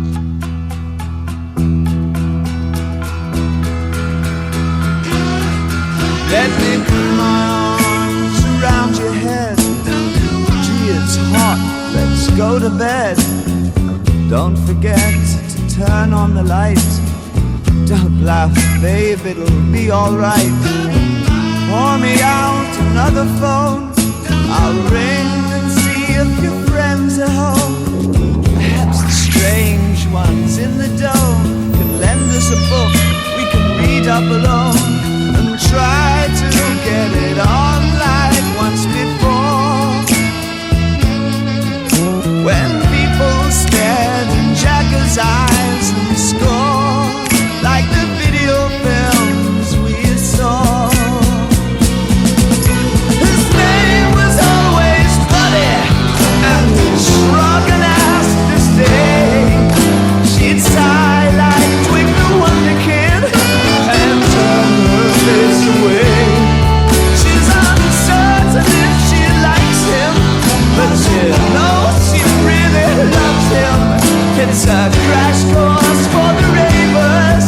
It's a driving Saturday.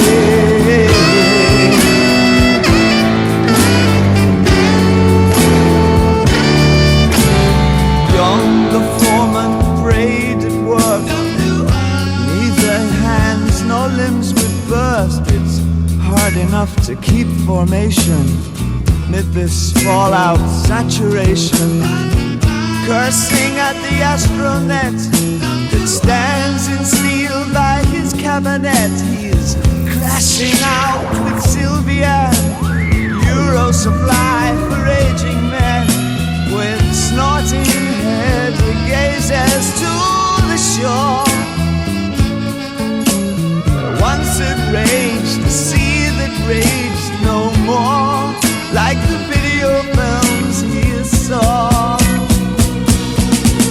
His name was always Buddy, and drunk and asked to stay. And she'd sigh like Twig the Wonder Kid and turn her face away. She's uncertain if she likes him, but she knows she really loves him. It's a crash course for the ravers. It's a driving Saturday. His name was always Buddy, and he'd shrug and ask to stay. And she'd sigh like Twig the Wonder Kid and turn her face away. She's uncertain if she likes him, but she knows she really loves him. It's a crash course for the ravers. It's a driving Saturday. Yeah, yeah.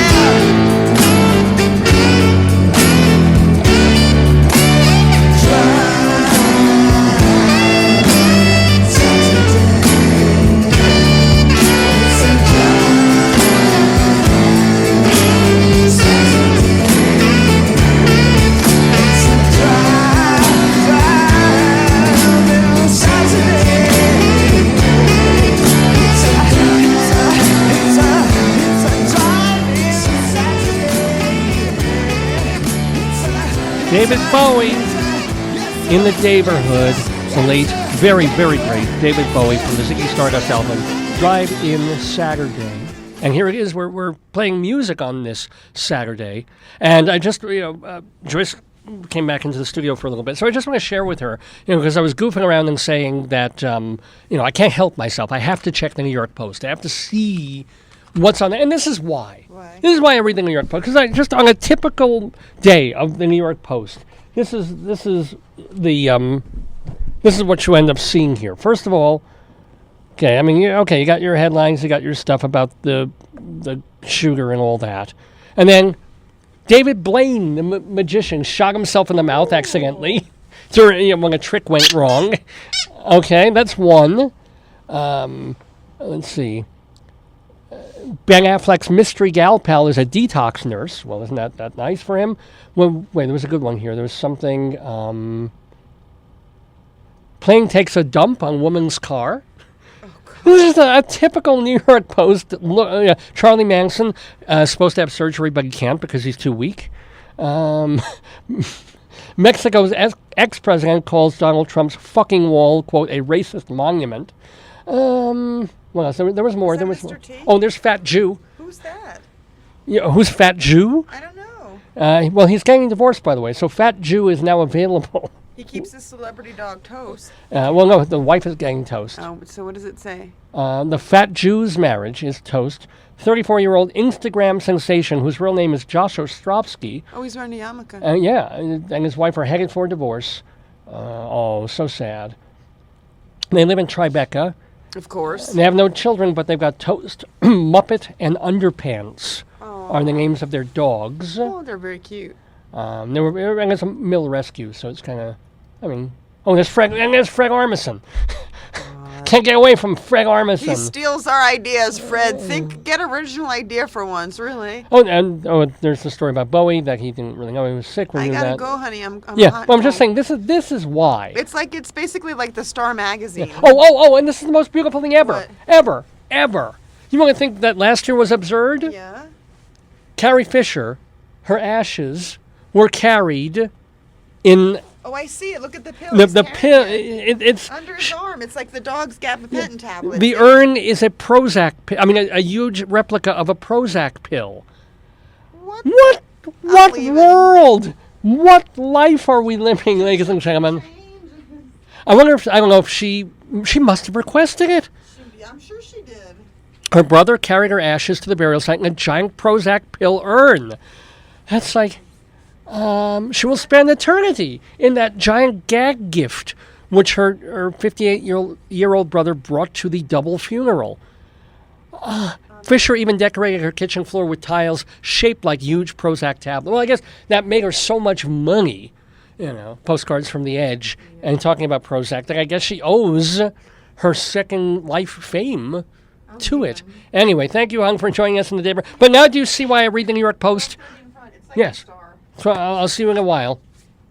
Until then, I will be doing this radio program, Dave's Gone By. By the way, for more information about the show, please go to our website, davesgoneby.com. Also, please, when you go to our homepage, you can click on the Facebook logo, and that will bring you to our Facebook page. Please like us and follow us there, because we have about 3,500 followers now, which is wonderful. What else? You can email me, please. davesgoneby@aol.com is the address to do that. davesgoneby@aol.com. So please, your thoughts, your comments, your ideas, your suggestions, your shout-outs, we'd love to have them. And love to hear from you, because why else do I do this radio program? For my own enjoyment and hopefully for yours as well. And I hope you will enjoy the other segments that we have coming up on this 588th episode of the program. Meet the new year, same as the old year, on this January 7th, 2017. We've got our Bob Dylan Sooner and Later segment devoted to his Times They Are A-Changin' album. Also, we'll have Rabbi Saul Solomon in with a rabbinical reflection about the United Nations vote condemning Israel and our president's abstention on that. We'll also have our Saturday segue of songs in the news. But before we get to all that, let's do something that I love to do. Talk about Broadway, talk about the theater, and talk about going inside Broadway.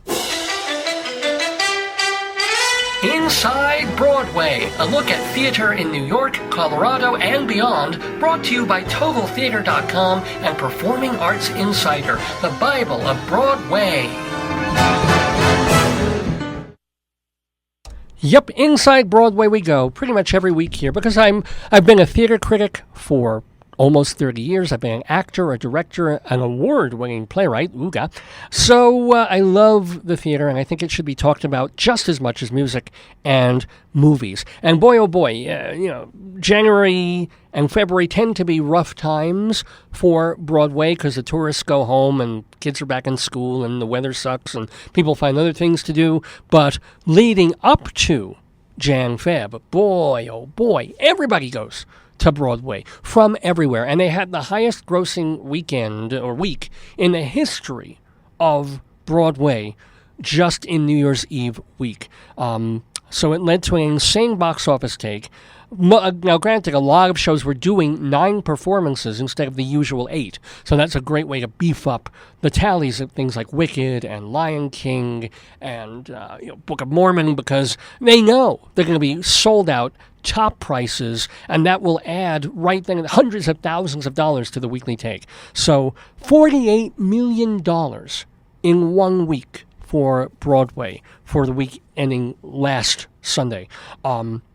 For example, Hamilton took in $3.3 million that week. Wicked just behind with $3.2 million. Lion King, $3.1 million. The magic show, the big extravaganza, the Illusionists magic show, which I think ended on January 1st, well, that show did 17 performances over the course of a week. I don't know how they bended union rules to do that, but 17 performances, well, they took in $2.4 million, so why not?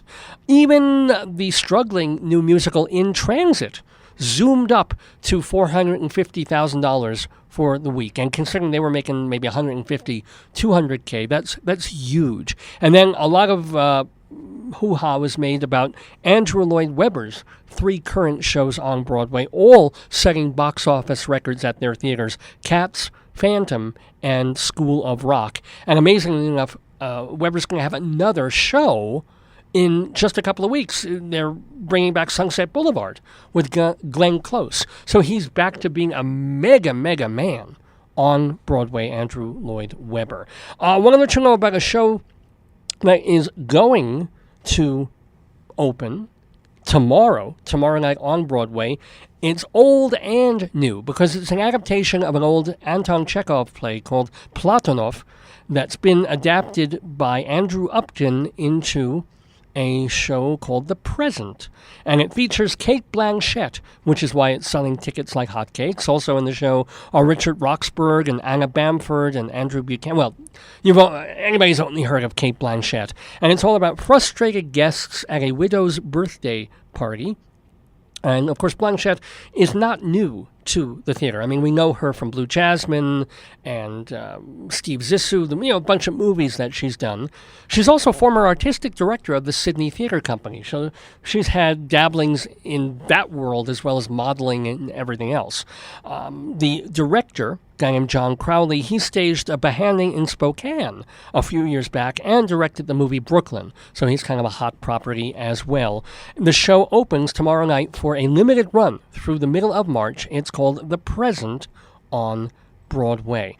And want to let you know a little bit of news about the price on Broadway. Not the price of Broadway, which is exorbitant, but a revival of one of Arthur Miller's good minor plays called The Price that they're doing, directed by Terry Kinney, and that is going to be starting previews in the middle of February for the Roundabout Theatre Company at their American Airlines theater space. The news broke this week that John Turturro, who was supposed to be in the show, is leaving. He has his film schedule just won't allow him to do a Broadway production right now. So Mark Ruffalo will take over in the role of Victor. Still in the cast are Tony Shalhoub as Walter, Jessica Hecht as Esther, and Taxi's Danny DeVito playing Gregory. Kind of a really interesting cast there, but certainly a different dynamic with Mark Ruffalo, a very different kind of actor than John Turturro, being in The Price. So, and that's still, they haven't changed the dates on that. It's still starting previews in the middle of February. I want to let you know that we couldn't talk about Broadway. Well, I guess we could, but it makes it a lot easier to talk about theater on Dave's Gone By thanks to our sponsors, Performing Arts Insider and TotalTheater.com. Now, TotalTheater.com is a free website of theater reviews, interviews, and articles. Been around for about 12, 13 years now. Maybe even a bit longer than that. You can go to the Criticopia section and read reviews of all the Broadway shows. Lots of shows from around the country, off-Broadway, even international, and festivals. See what our writers are writing about theater that's happening in America and around the world. If you go to the Periodica section, there's articles and interviews, and it's all free to surf. TotalTheater.com. Now, the same company, Total Theater, puts out a hard copy journal called Performing Arts Insider that has been around since 1944. And this is a digest of all the most important facts and figures and information on any show, on any stage in New York. Broadway, off-Broadway, even off Broadway. Comprehensively listed all the people who are involved, and sometimes even, or very often, their contact information. Who are the press agents handling all these shows? Who are the agents and managers? And sometimes you even get the email addresses of the actors and directors and choreographers and lyricists themselves. It's very, very hard to find this information, sometimes impossible, anywhere else, on or off the web, and yet there it is, month after month in the pages of Performing Arts Insider. It is a hard copy magazine, and it comes the old-fashioned way, in the mail. But the people who subscribe pay a lot of money, but they renew again and again, because they know this is the only place to get all this info in one really convenient, useful place for Broadway and off Broadway. You can pick up a single copy at the Drama Book Shop and also Theater Circle in Midtown Manhattan, or send away for one. The information is all at performingartsinsider.com. That's also the place to find out about subscriptions. You can either go for the monthly edition, or for people who need the information a lot quicker, you can get it 21 times a year. Either way, it is and remains the Bible of Broadway, Performing Arts Insider. And let's stay inside Broadway, but we'll go outside New York for a moment to our own backyard, to the Denver Center, where our artistic director at the Denver Center, Kent Thompson, is resigning after 12 years at the helm of DCPA. It doesn't really say why he's going to still stay in theater. He's going to direct stuff and do other projects, but he somehow feels that this is enough time for him. And it's kind of a weird moment, because just in December, the chairman of the board of the Denver Center, Daniel L. Ritchie, he also decided to take a powder. So it's going to be an interesting transitional time for the Denver Center. I will say that Kent Thompson will direct the play The Christians by Lucas Nath. He will still do that at DCPA before he steps down in a couple of months.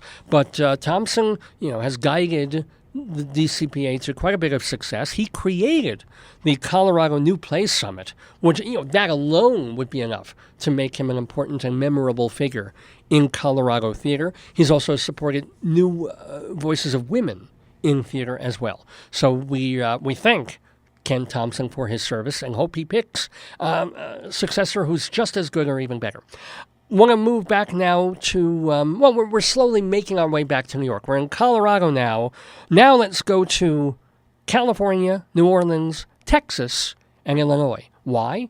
Because we're talking about a show that will eventually make its way, probably, to Broadway. It's called Escape to Margaritaville. I think we've mentioned it before.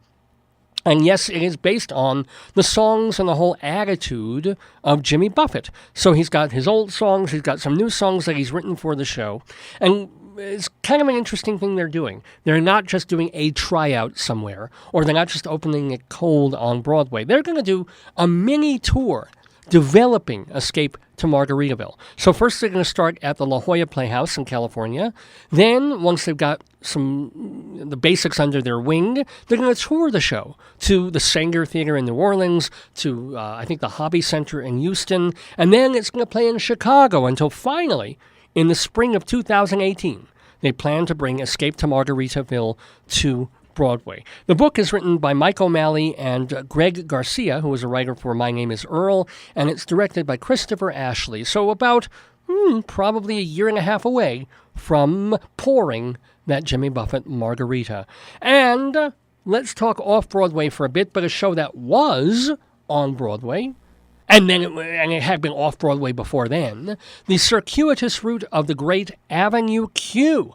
Hearty congratulations to Avenue Q, the wonderful, hilarious puppet-oriented musical that started all those years ago because it's celebrating its 13th anniversary. And began its, or will begin its 14th year, January 12th. So the show also, I mean, it's had all these things happening at the same time. Avenue Q did its 3,000th off-Broadway performance at the New World Stages this past Wednesday, January 4th. But, so that's one celebration. The show altogether, because it started at the Vineyard Theater, moved to Broadway, then moved back to off-Broadway. So all told, it's done about 5,500 performances in New York, but it's done 3,000 at its latest space, and it's celebrating its bar mitzvah, finishing 13 years in New York, going to start its 14th, and congratulations. It's currently, as I was saying, at New World Stages, which I believe is over on 50th Street and about 9th or 10th Avenue. It could be a little off on that, in a 499-seat theater, which has allowed Avenue Q to stay on for these many years when a 900 or 1,000-seat house was just a little too big. So again, hearty congrats, and it's a terrific show if you've never seen it. And if you haven't seen it for a long time, go back. Anyway, speaking of seeing things, this weekend is your last chance to see a bunch of Broadway shows that are closing tomorrow, January 8th. It's just, this is natural. Shows chug their way through the holidays, through Thanksgiving and the Christmas season and New Year's, because as we've seen, these are huge weeks for grosses. Shows that are struggling along or have been around forever, they suddenly make extra hundreds of thousands of dollars because of the holidays when the tourists come in. But after the holidays are over, things do hollow out, and shows call it quits. So The Color Purple, the revival, the much more acclaimed than the original was about 10 years ago, Color Purple will be closing tomorrow at the Bernard B. Jacobs Theater. The revival of Les Liaisons Dangereuses, the Christopher Hampton play that was made into 2 different movies and also has been on Broadway. This revival featuring Janet McTeer and box office star Liev Schreiber. This one will be closing tomorrow as well. I did not get to see either of these shows. Liaison Dangereux, the reviews were not great. They said that the chemistry just wasn't there, but hey, they reviewed it early in the run. Maybe they've got it now. You have 3 more chances to see it. The Encounter, a very unusual show, a solo featuring Simon McBurney, based on a book called Amazing Beaming. This is at the John Golden Theater. The thing about The Encounter is that it's him and a lot of sound. Everybody in the audience, you can either listen just to him, or you can put on these headphones by every seat, and you hear all these different sound effects that he's making on stage by tearing or crumpling paper or rattling keys and things like that. Sounds kind of interesting. The reviews on that were generally quite positive, although people thought that it would be a better show a lot shorter. After a while, you just either get kind of sleepy or you know where it's going. It's more him and more sound effects. But if you haven't seen it, it certainly sounds interesting, The Encounter. And finally, the show that I absolutely loved. I did see this when I was in New York in October. I came in loving the score already, having seen the first off-Broadway iteration of half the show and then seeing the Broadway show about decade and a half ago or so. I'm talking about Falsettos, of course, the William Finn musical, co-written with James Lapine. It's at the Walter Kerr Theater. It is a beautiful piece. The staging is really, really simple and eloquent. The actors are terrific. The music remains great.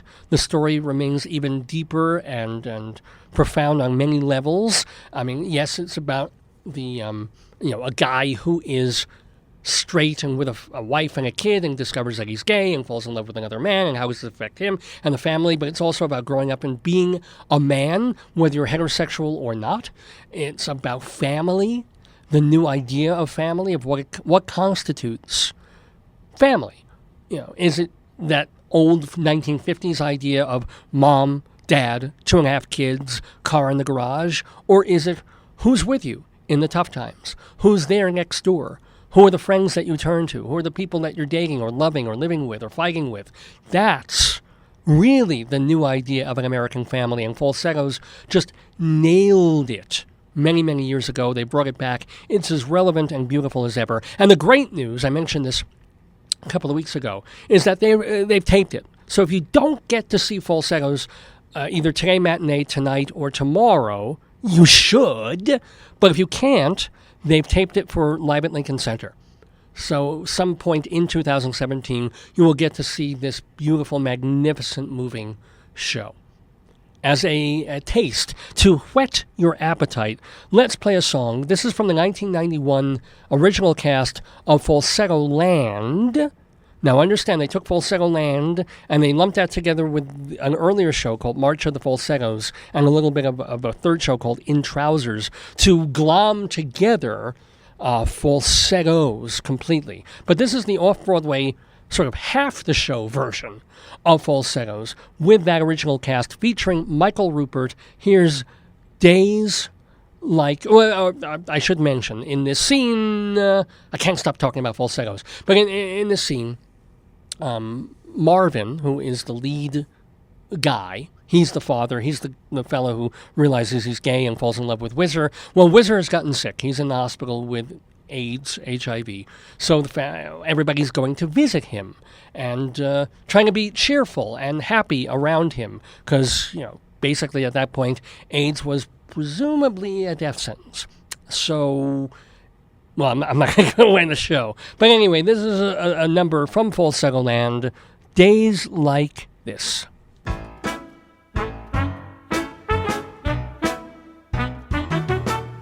Whizzer, kid, you're looking very good today.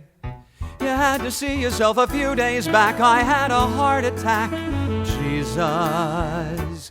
But today you seem to be on the way to recovery. Oh, Whizzer, I want to applaud. It's days like this I almost believe in God. Days like this I almost believe in God. Hello? Rugala, gefilte fish.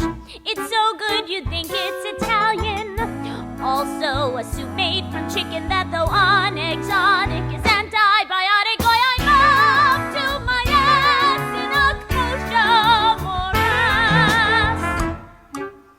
For eggs and croup, try my chicken soup.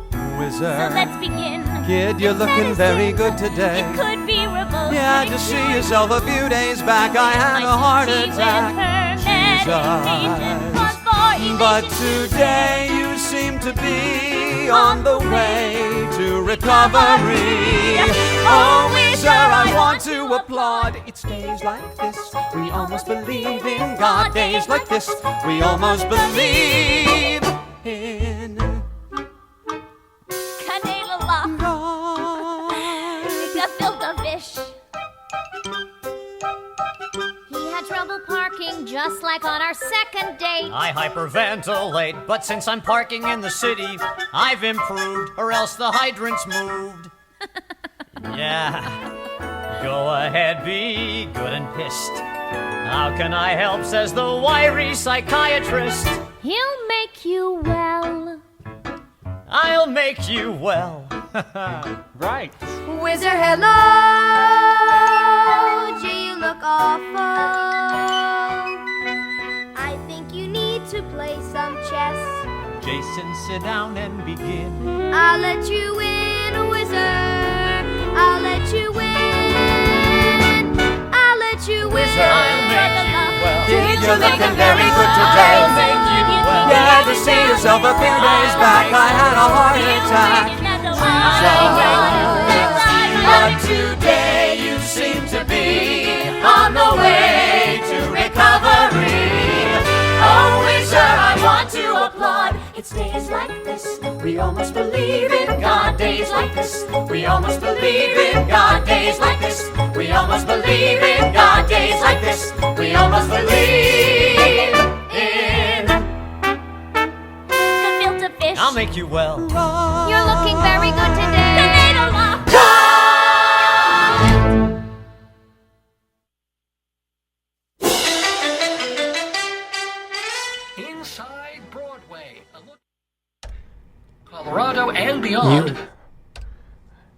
That's Inside Broadway for this Saturday, January 7th. I got to look at the right papers here.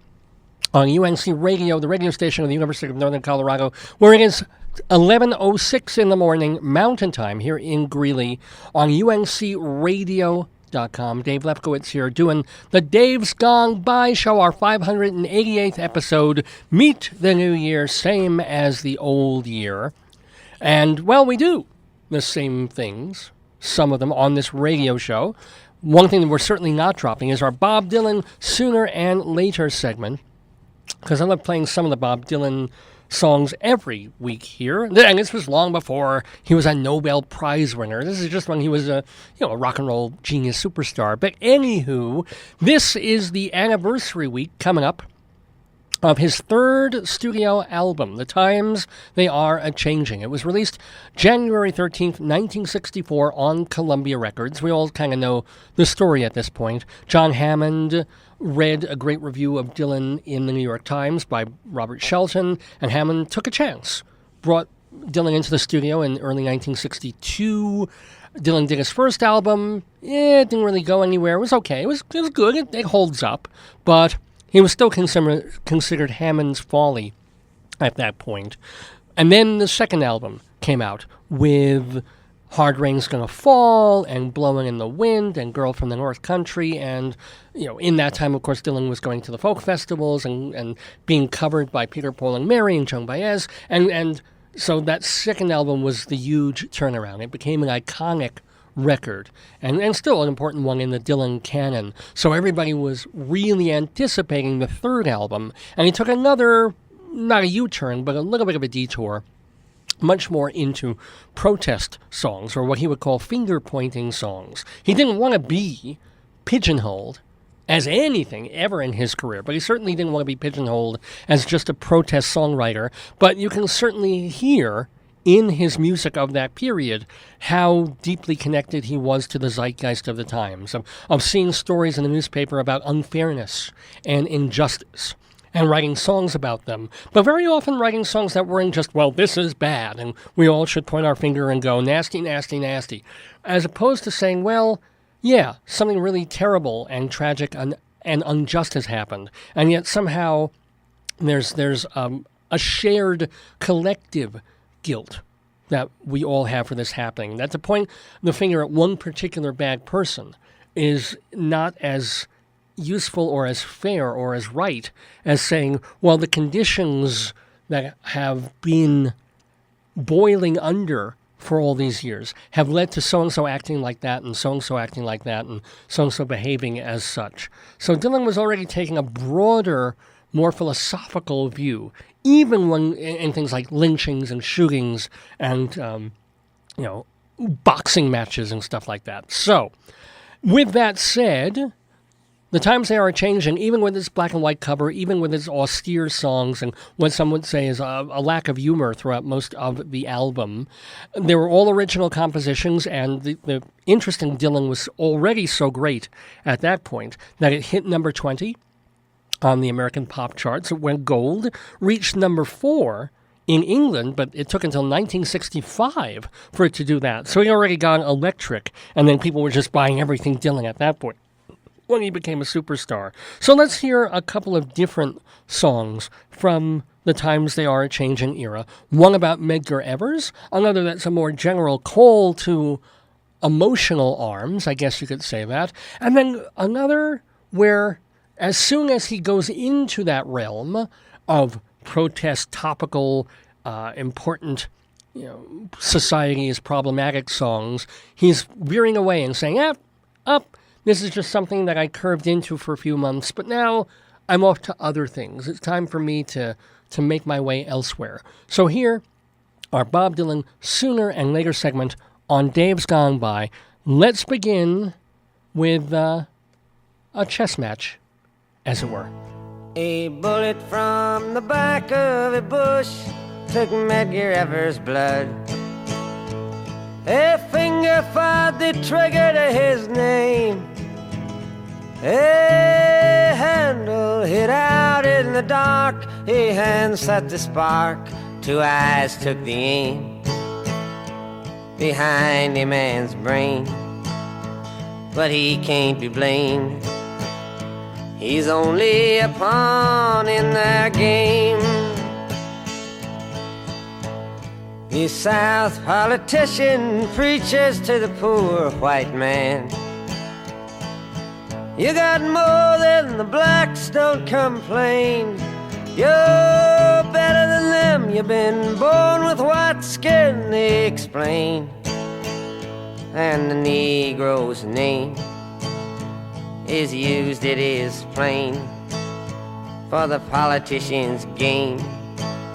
As he rises to fame, and the poor white remains on the caboose of the train. But it ain't him to blame, he's only a pawn in their game.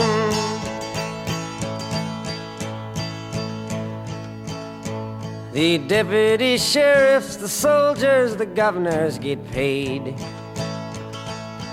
and the marshals and cops get the same.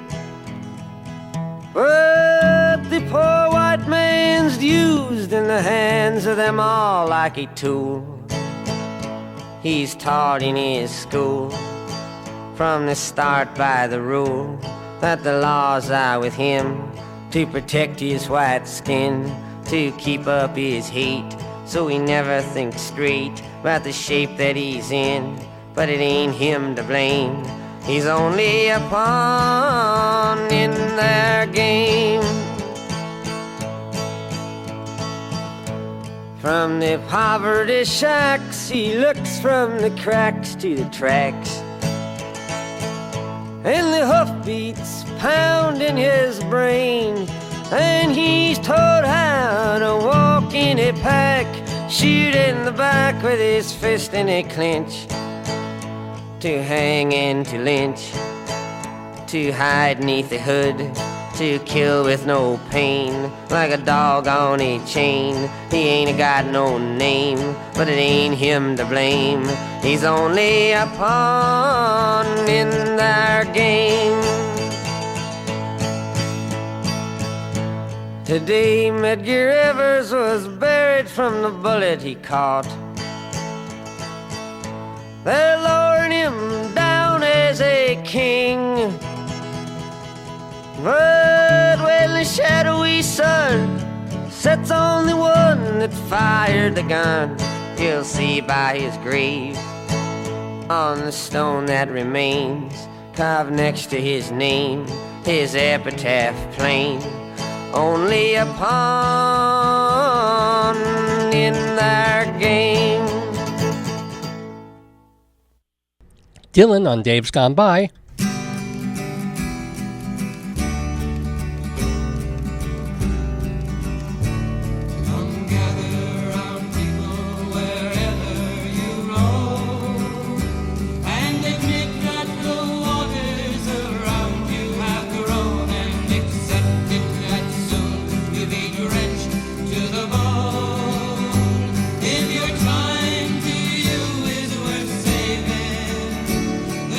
Better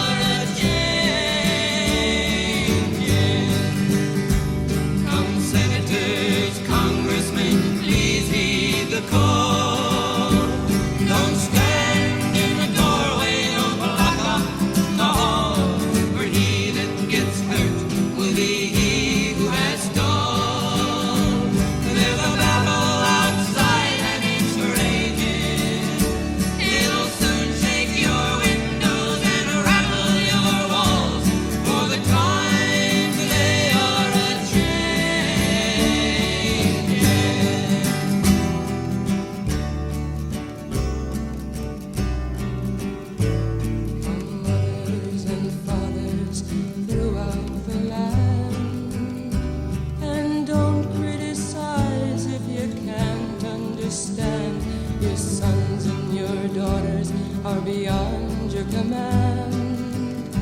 Your old road is rapidly aging. Please get out of the new one if you can't lend your hand, for the times they are a-changing. The line it is drawn, the curse it is cast. The slow one now will later be past, as the present now will later be past. The order is rapidly fading, and the first one now will later be last, for the times they are a-changing.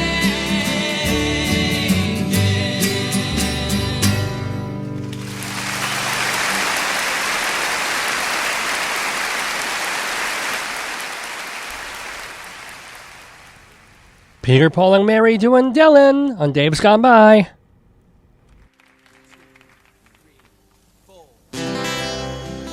All the money in my life I could spend, be it mine right or wrongfully,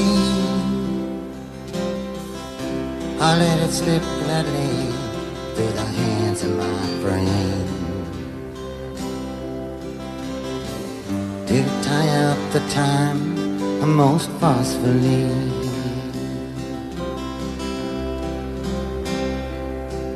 But the bottles are done, and we killed everyone, and the table is full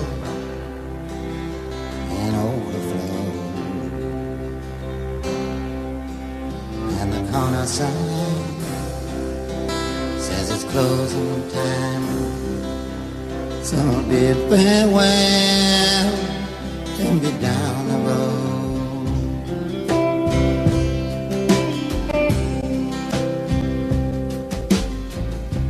Every girl that ever I touched, I did not do it humbly. And every girl that ever I would, I did not do it knowingly.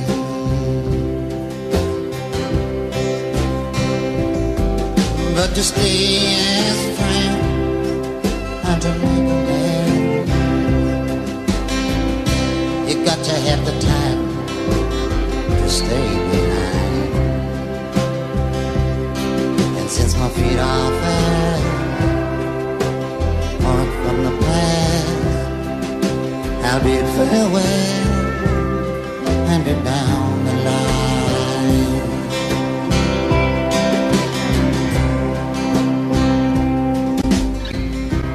Every foe that ever I faced, the cause was there before we came, and every cause that ever I fought it full without regret or shame. But the doctors die as the curtain is drawn, and somebody's eyes must meet the dawn. And if I see the day, I'd only have to stay. So I'll bid farewell in the night and be gone.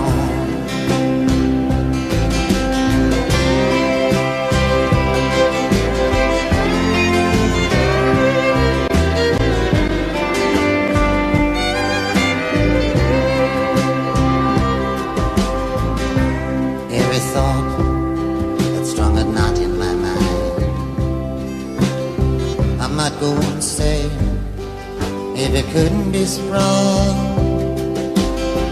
but it's not to stand naked under unknowing eyes. It's for my myself and my friend at my stories I saw.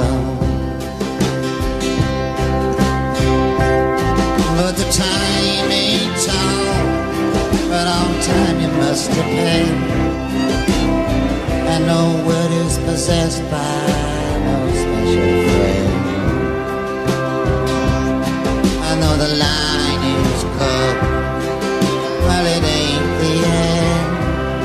I'll just bid farewell till we meet again.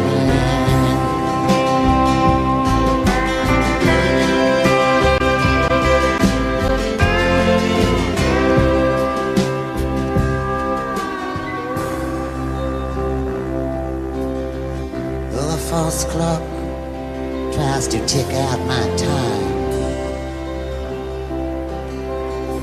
to disgrace, distract, and bother me. And the dirt of gossip blows into my face, and the dust of rumor covers me. But if the arrow is straight and the palm is slit, it can pierce through the dust no matter how thick. So I make my stand and remain as I am, and I'll bid farewell and not give a damn.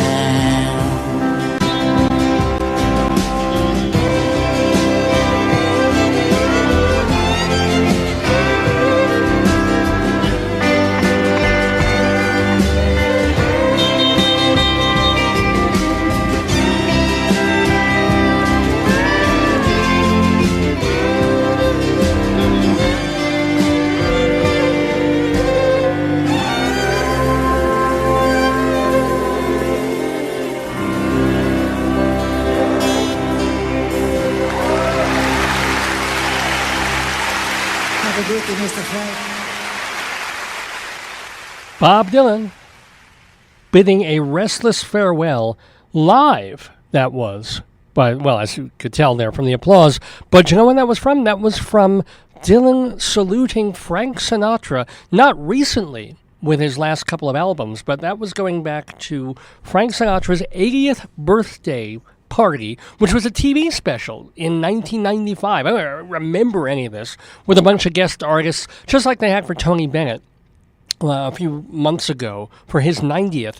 They put Sinatra's 80th on TV, and Dylan was there, and Dylan did Restless Farewell. I guess Dylan wouldn't have felt comfortable doing a Frank Sinatra song on the Frank Sinatra special for obvious reasons. That's a really nice version of Restless Farewell, which is, of course, the song that ends Dylan's third album, The Times They Are A-Changin', in obviously a purely acoustic version in that on that record. But we used that song to close our Bob Dylan Sooner and Later segment here on Dave's Gone By, celebrating the anniversary of The Times They Are A-Changin'. It now is 53 years old. The album was released on January 13th, 1964 by Columbia Records, and has still held up in a lot of ways all these years hence. So whereas other protest songs by other songwriters a lot of the time, I mean, you know, they're okay to listen to and there's a nostalgic value, but you don't really get that much out of an anti-Vietnam song, a lot of them, or a pro-peacenik song, or whatever else they were writing about back in the day. But with Dylan, the songs were so philosophical and so open-ended and so much blame to spread around for the bad stuff going on that you can still listen and check the lyrics and go like, whoa, what an amazing songwriter Bob Dylan is. So we heard, to start that set, Dylan himself doing Only a Pawn in Their Game, the song about the late black activist Medgar Evers. That was from the album, Times They Are Changing. It was about, again, white people being as oppressed by the idea of prejudice and a whole society that is apartheid than just, one bad white guy killing a black activist. So, again, Dylan takes that wider view. Peter, Paul, and Mary gave us The Times They Are A-Changin'. That was from their Peter, Paul, and Mary in Concert album of 1964. So it's good to remember that they were doing this song essentially still... They were crossing that borderline when first they were promoting Dylan, and he wasn't very well known by doing his songs, and now it's sort of evened out. Albert Grossman has taken Dylan on as a client as well. Dylan's star is rising, and now he's as big or bigger than they are, and they're still doing his song, but it's still a recent number, right? Because they're recording this in 1964. It's still a brand new song, not something that's in the folk music, pop music canon. And Bob Dylan wrote about The Times They Are A-Changin', or they asked him about it, and he said way back when, I didn't mean this song as a statement, it's a feeling, which is really that whole idea I was talking about before of him not wanting to be a protest singer per se.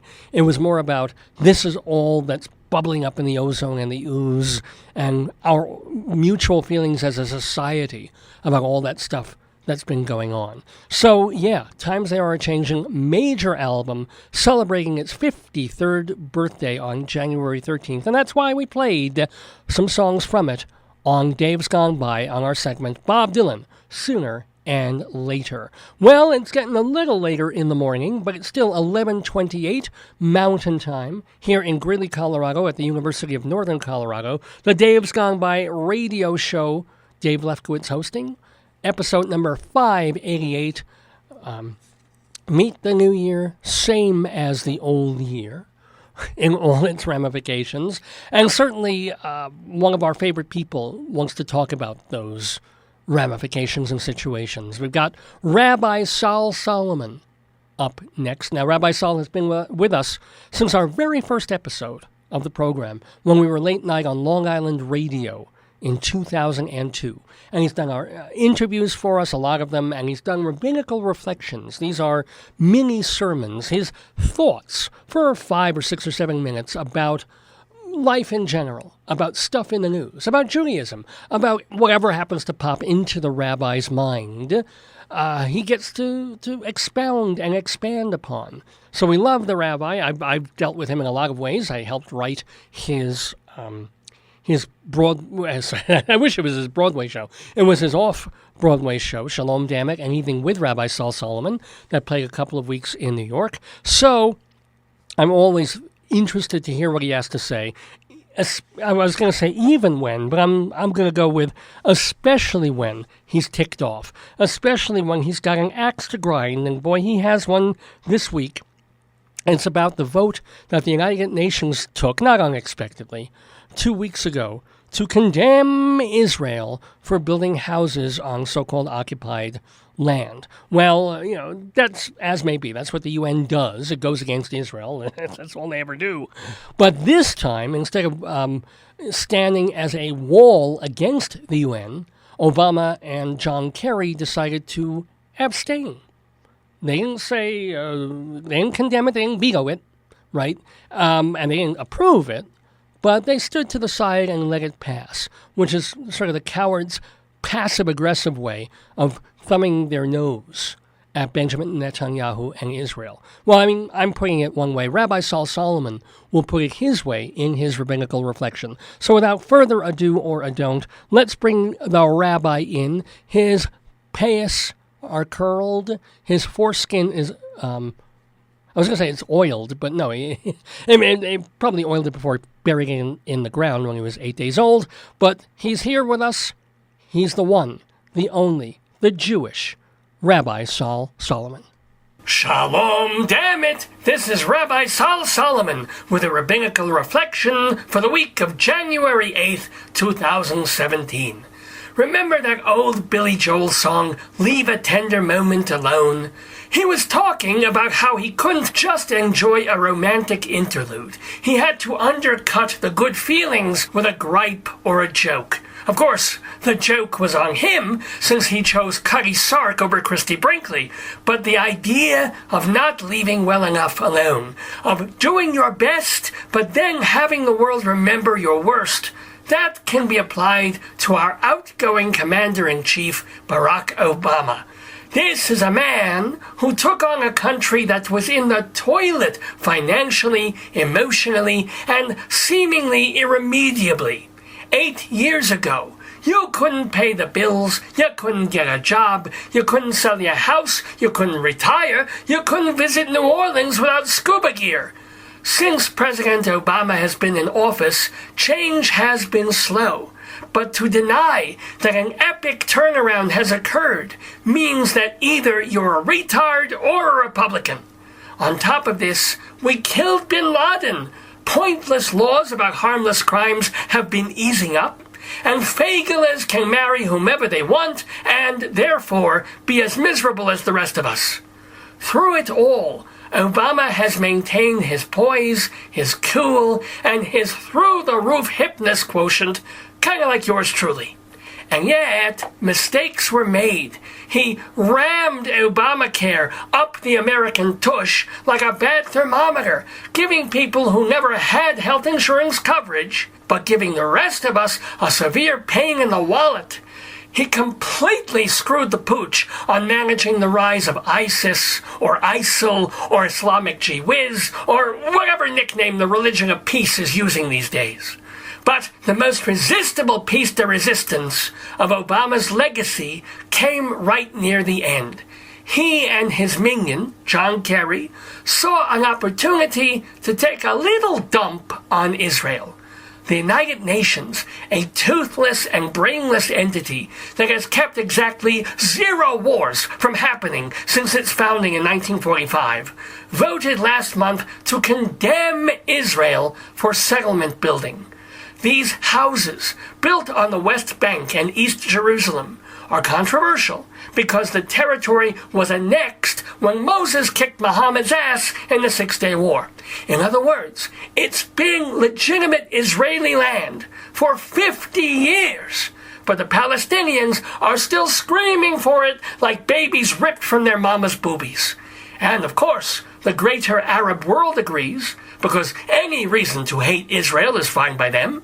England agrees because they're still pissed at Israel for pushing them off the sand. Other countries agree because anti-Semitism has proved a lot more durable than communism. But the United States, our friend and ally, has always stood with Eretz Israel against these bullies and bastards. Until December. See, the left-wing liberals don't like Benjamin Netanyahu, Israel's prime minister, because he cares more about the safety and security of his nation than playing diplomatic blind man's bluff. And, he says, why the hell should we stop building settlements on our own soil until we actually make a deal, God forbid, to give the land back? If you're going to sell your house when you're 80 years old, does that mean you can't put in a new bathroom when you're 58? Like every American president, Obama wanted to be the one who made lasting peace in the Middle East. He yearned to be the great statesman who solves the Israeli-Palestinian problem. How do presidents do this? By asking Israel to suffer. Give up this, give up that, and then maybe the Arabs will promise to leave you in peace. Give away land you won fair and square in 1948 and 1967 and 1973, and maybe the Pallies will cease lobbing Scud missiles at you. Maybe. What do the Arabs have to give up? Oh yeah. They must make the terribly difficult sacrifice of admitting that Israel exists. Oh, the poor dears. Even John Kerry, in his misguided, hot-headed speech after the UN vote, reminded the Arabs that if they want Israel to come back to the negotiating table, they have to call it Israel, and not that smudgy place next to Egypt on the map. But shamefully, Kerry and Obama made the United States abstain from the UN condemnation vote rather than veto it. It was Barry's last dig at Benji. His way of saying, you won't obey me? Fine, I'll tell mommy and you'll get in trouble. Netanyahu, hearing this, stuck out his tongue and replied, "Nya, nya, nya, nya, neener, neener. So, you're the big peacemaker with Muslims? Do they know that? In Iraq, Iran, Syria, Sudan, Afghanistan, Yemen, pick a country, there's a genocide. But Israel is the bad guy for constructing houses and universities on its own terra firma. I have long said that when it comes to Jews and Palestinians, I am in favor of a two-state solution. The Jewish state of Israel and an Arab state in Lebanon, or Libya, or Liechtenstein, or Mexico, or the North friggin' Pole, anywhere except on the tiny sliver of real estate set aside for a Jewish homeland. To demand, as a condition of peace, that Israel chop itself up and bestow its backyard on its worst enemy is unfair, unsafe, and untenable. Suppose a fly is buzzing on a windowsill, and there's a cobweb in the corner. Suppose the fly surrenders half its rightful window to the spider. How long you think that fly has before he's an entree in Charlotte's Web? Now, America gives a lot of money to Israel and has throughout Obama's term in office. The president has stood with Israel on other issues, and in the main, relations remain beautifully strong and important. With Donald Trump coming into the White House, complete with an Orthodox Jewish son-in-law and a converted Jewish daughter, ties between the two nations are likely to get even cuddlier. So, it's just a disappointment that a mere month before he sneaks his last cigarette behind the Oval Office, Obama chose to snub the only democracy in the Middle East and the only true friend America has anywhere in that part of the world, all in the name of appearances and the pie-in-the-sky lie of the two-state solution. You know, the Democrats thought they had a two-state solution for the last election, New York and California. We all saw how that worked out. This has been a rabbinical reflection from Rabbi Sal Solomon, Temple Sons of Bitches in Great Neck, New York. Thank you ever so much, Rabbi Sal. Love hearing his opinions, especially since I generally agree with them, and love the way he expresses himself. If you do too, remember that he's got a ton more of these rabbinical reflections archived at his website, shalomdammit.com. Shalom, D-A-M-M-I-T, shalomdammit.com. There's links to the reflections on YouTube, and also you can just read them. There's also, I mentioned the play, the stage play that Rabbi Sal did. There's a link to watch that at shalomdammit.com, and there's a link to his 10 wonderful episodes of a cable TV show that he did almost a decade ago on Long Island called Shalom Dammit, Rabbi Sal Solomon's... I always forget the full title of it, but it has something to do not with yeast infections, but with acid reflux. That's it. It's Peace, Love, and Acid Reflux Hour, which was only a half hour. And all 10 episodes are there at shalomdammit.com. You owe it to yourselves to check out stuff from the great Rabbi. And we thank him always for appearing with us in the neighborhood. In fact, I want to let you know that next Saturday, I think it's the 14th of 2016, of January, Rabbi Sal will be back doing an interview. He hasn't done one in a couple of weeks, but he's back and he'll be interviewing two theater people, Zena Goldrich and Marcy Heisler. They're very talented lyricists, composers of very often family musicals for kids and the adults with them, but they've also done a few musicals for grown-ups, and they're trying like crazy to get a major musical up, off, or even on Broadway, and it's just a matter of time. So, and they're the authors of Junie B, the musical, and what's the other one? There's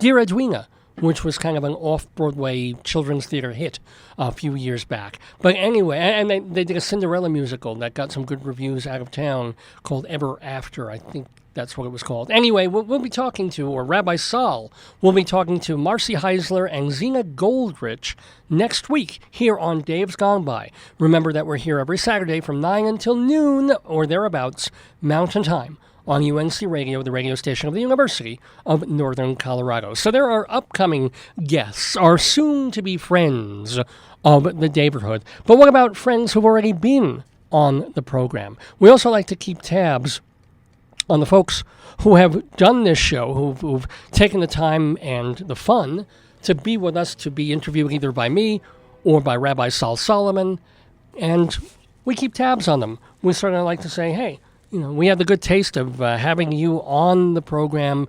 What movies are you making? What shows are you acting in or writing or directing? Or you have a new album out? Have you written a book? What are you up to? And we like to let our listeners know. For example, through tomorrow afternoon, if you're in Manhattan, the New York Gilbert and Sullivan Players, who have been around for quite a few years under the artistic direction and the conductor, Albert Bergeret, who was on this program a few years back, well, they devote themselves to doing Gilbert and Sullivan. And they're going to be doing the Mikado, which is, I think, their most tuneful operetta. I mean, a lot of people like Pirates of Penzance, and I get that, but something about the songs on the Mikado are just so listenable to me. And that is being done at the K Playhouse over at Hunter College, over on the East 60s somewhere in Manhattan. So yeah, they've been a staple, especially around the New Year and the holiday time, usually doing 2 operettas in rep. I think money's been tight, and I think I read somewhere, didn't even know this, that a year or 2 ago they were gonna do the Mikado, and they caught some flack because it's Yellowface. It's a bunch of American actors, and initially, obviously, with Gilbert and Sullivan, it was British, but these American actors taking on the look of ancient Japan and singing and kind of spoofing it. And the Asian community was like, well, it's 2015, 16, this doesn't fly so much, so they've apparently rethought Mikado in a new way. Sounds interesting. It's playing this weekend over at the K Playhouse, and we wish them the best. Also want to let you know that Marilyn May doing Marilyn by Request at the Metropolitan Room. That is happening now through January 14th. Now, Marilyn is in her late 80s and shows no signs of stopping or no signs of having any kind of deleterious effects on her voice. She's still Marilyn May. What was the thing? She was the most appearances of a singer on the Johnny Carson show ever, something like that. Anyway, go see her. She's at the Metropolitan Room now through the end of next week.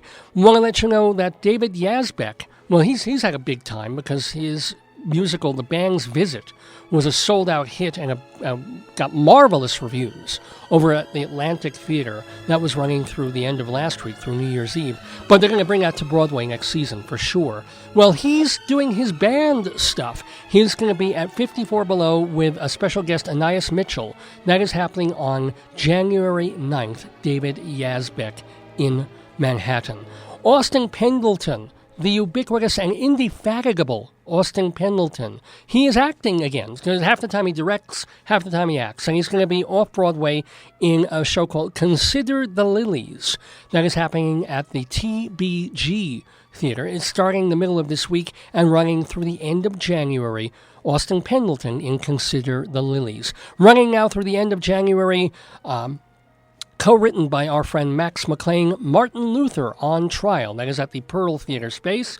And, of course, Spamilton at the Triad Theater. That is a spoof of Hamilton by our pal Gerard Alessandrini, the guy who created Forbidden Broadway.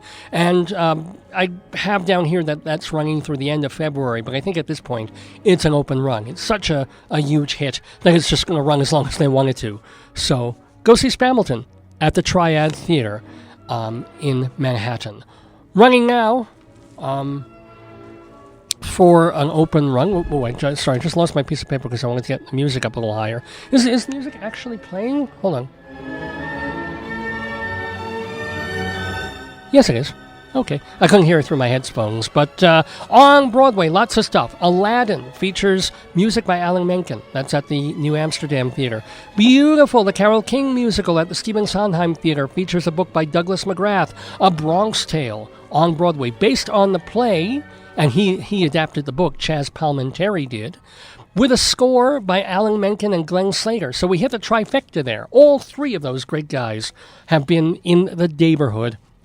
So go see A Bronx Tale at the Longacre Theater. School of Rock. We were talking about Andrew Lloyd Webber before. He has not, unfortunately, been in the neighborhood. But lyricist Glenn Slater has. So go see that show at the Winter Garden Theater. Waitress at the Brooks Atkinson Theater features our pal Dakin Matthews in a featured role. And let's see, moving off Broadway, Andrew Goffman in his 8th season in The Accidental Pervert. That's over at the 13th Street Repertory. Monday nights, Jim Caruso's cast party at Birdland. Want to remind you that if you're just staying home and you're not going to all these theater shows and cabaret shows, you might want to go to StageBuddy.com and surf that fine website put together by our friend Evan Seplow, or listen to Dr. Demento shows, old and new, at drdemento.com.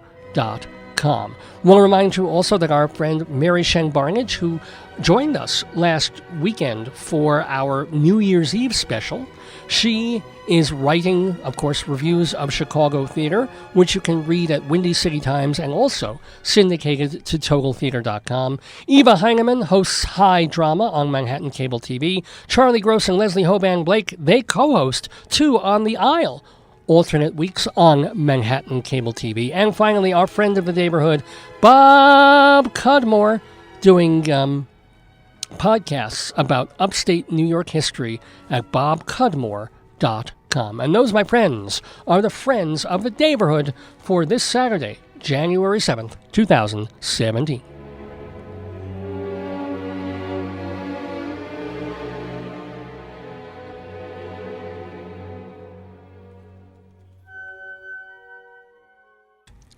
It's 11:48 in the morning, Mountain Time, here in the neighborhood. Dave Lefkowitz with you, capping off the our edition of the Dave's Gone By radio program of the air. Just a reminder, if you want to email me, davesgoneby@aol.com is the way to do it. If you want to check our website for all our archives going back to our very first show, and I say this every week, we have saved all but 2 or 3 of the episodes that we've ever done. Some of them have some technical glitches, but we lost only 2 after all these years. All the rest are free to listen to, stream or download at davesgoneby.com. There's also pictures of me and stuff involved with the show at that website. And let's see, the archives of our interviews, hundreds of them with folks. It's a chock full and easy to navigate and search website, davesgoneby.com. Well, let's move into the final segment of this edition of the Dave's Gone By radio program of the air. I always look forward to this one. This is another Saturday segue. It's more music, but you have to do a little bit of work because I'm playing these songs for a reason. It's kind of like a quiz in song form. You have to put on your brainy caps and think in terms of what has happened over the past few days in the world, in current events, in news, or what might be expected or upcoming in the week ahead. And then think what the songs I'm playing have to do with these things happening in the news. So we're going to start off with a song by The Cure, going back to their Kiss Me, Kiss Me, Kiss Me album, a song that has basically to do with the opposite of kissing. So again, enjoy the music and then think, why is Dave playing this song, as well as some others, but this one is by The Cure.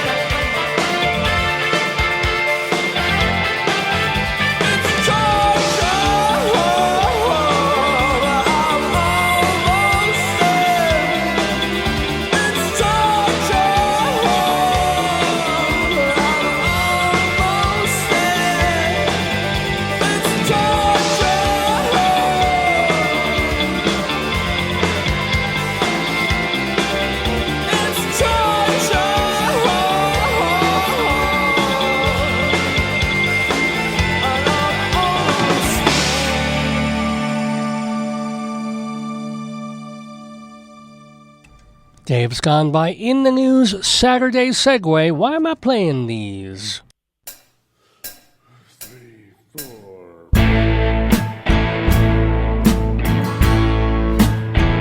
I see you all the time in airports, in the windows of the shuttle trains,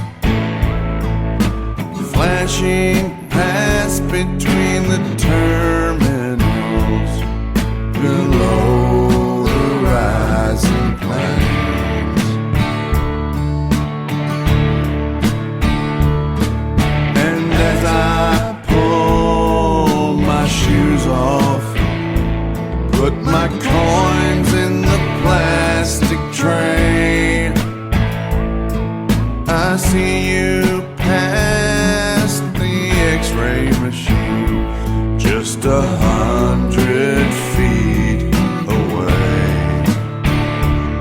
In the lines of people waiting at the frozen yogurt stand, or running down the moving walkway, dragging a rolling bag. I see you all the time in airports, just 100 feet away.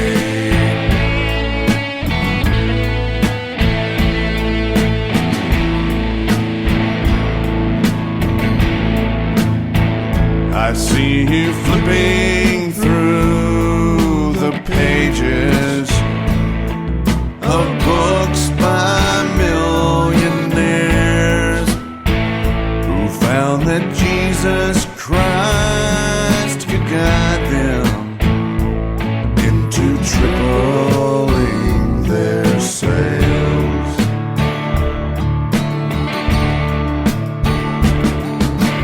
Late at night in airports, the cages pulled across the stores, and early in the morning when they drive the waxer across the floor,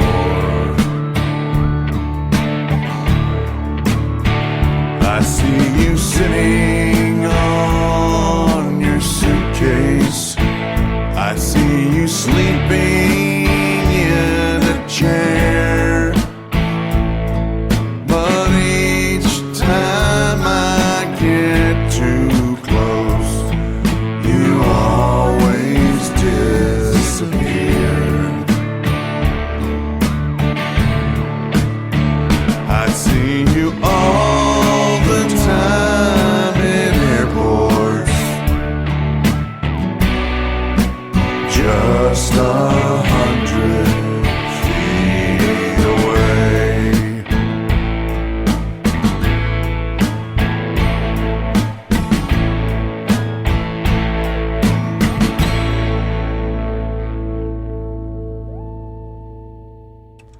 The Handsome Family on Dave's Gone By.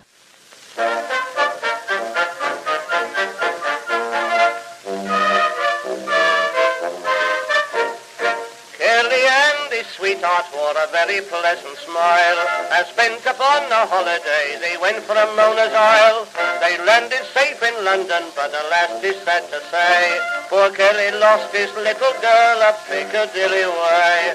She searched for him in vain, and then of course began to fret, and this is the appeal she made to everyone she met. Has anybody here seen Kelly? K-E-double-L-Y. Has anybody here seen Kelly? Find him if you can. He's as bad as old Antonio. Left me on my own Neo. Has anybody here seen Kelly? Kelly from the Isle of Man.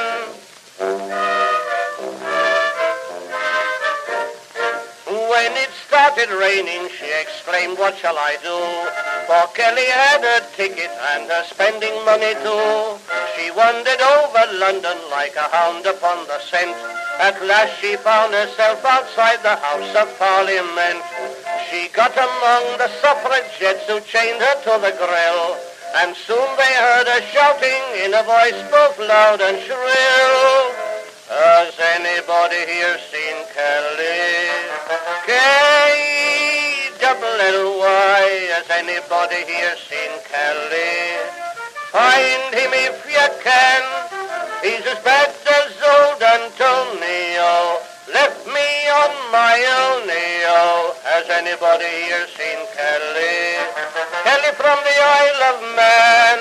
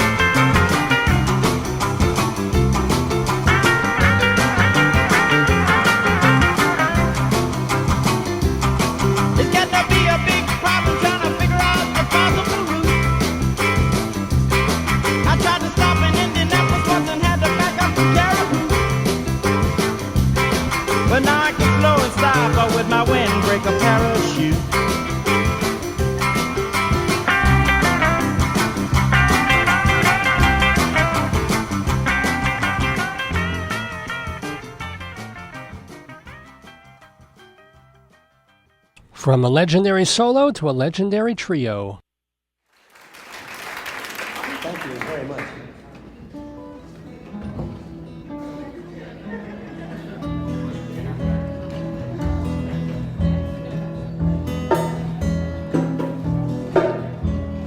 Way out here they have a name for rain and wind and fire. The rain is Tess, the fire's Joe, and they call the wind Mariah. Mariah blows the stars around, sets the clouds a-flying. Mariah makes the mountain sound like folks was out there dying.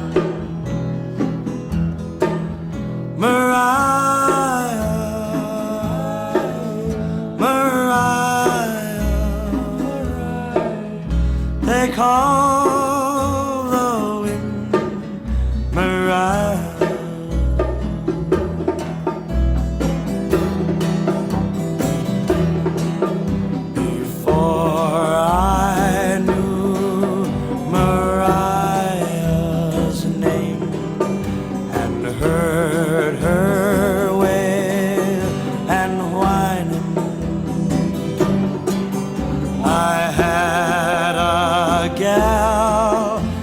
She had me, and the sun was on.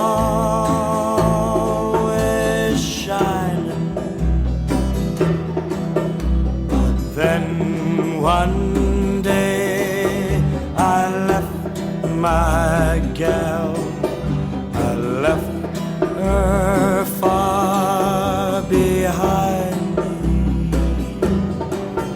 and now I'm lost, so galled and lost, not even God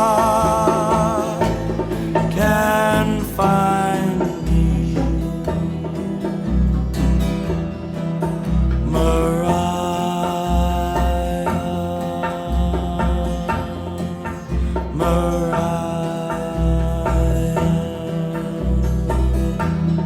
They call the wind Mariah.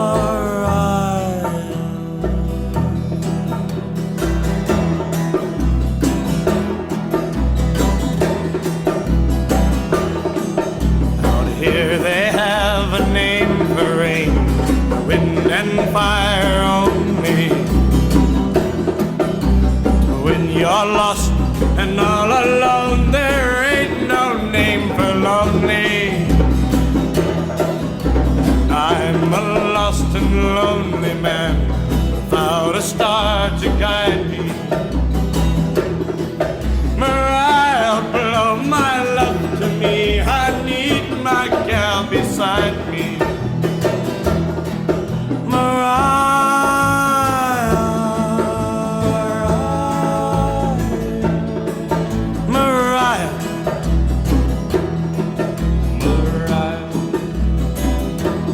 they call the wind Mariah.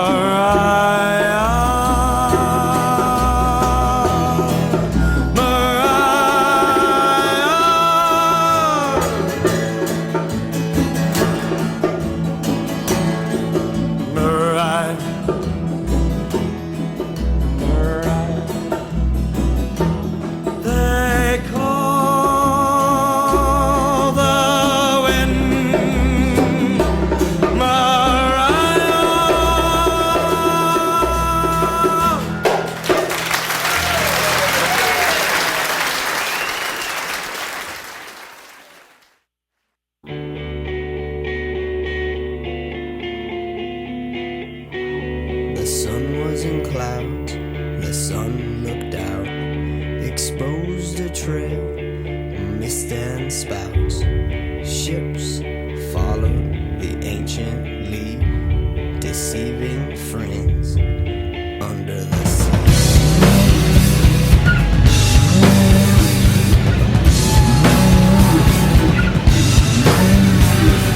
Wow, imagine that. They won't fight back. I got a theory on that. A whale's heart is as big as a car. A whaler's thought must be smudged by the dark. They won't fight back. I'm sure they know how. Beings they love are too proud. They won't fight back.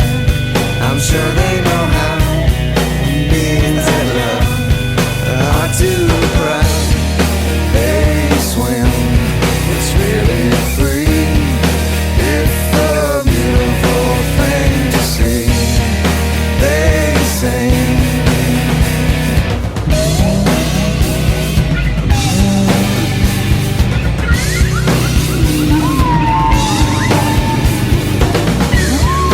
Hunters of land, hunters of sea, exploit anything for money. I refer to anybody that takes advantage of what that is free.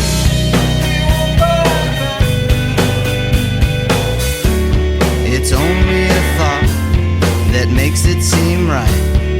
What you don't see is because of your sight. Take what you want, kill what you can. That's just one way from the mind of man. Take their lives, sell their parts, but there's no taking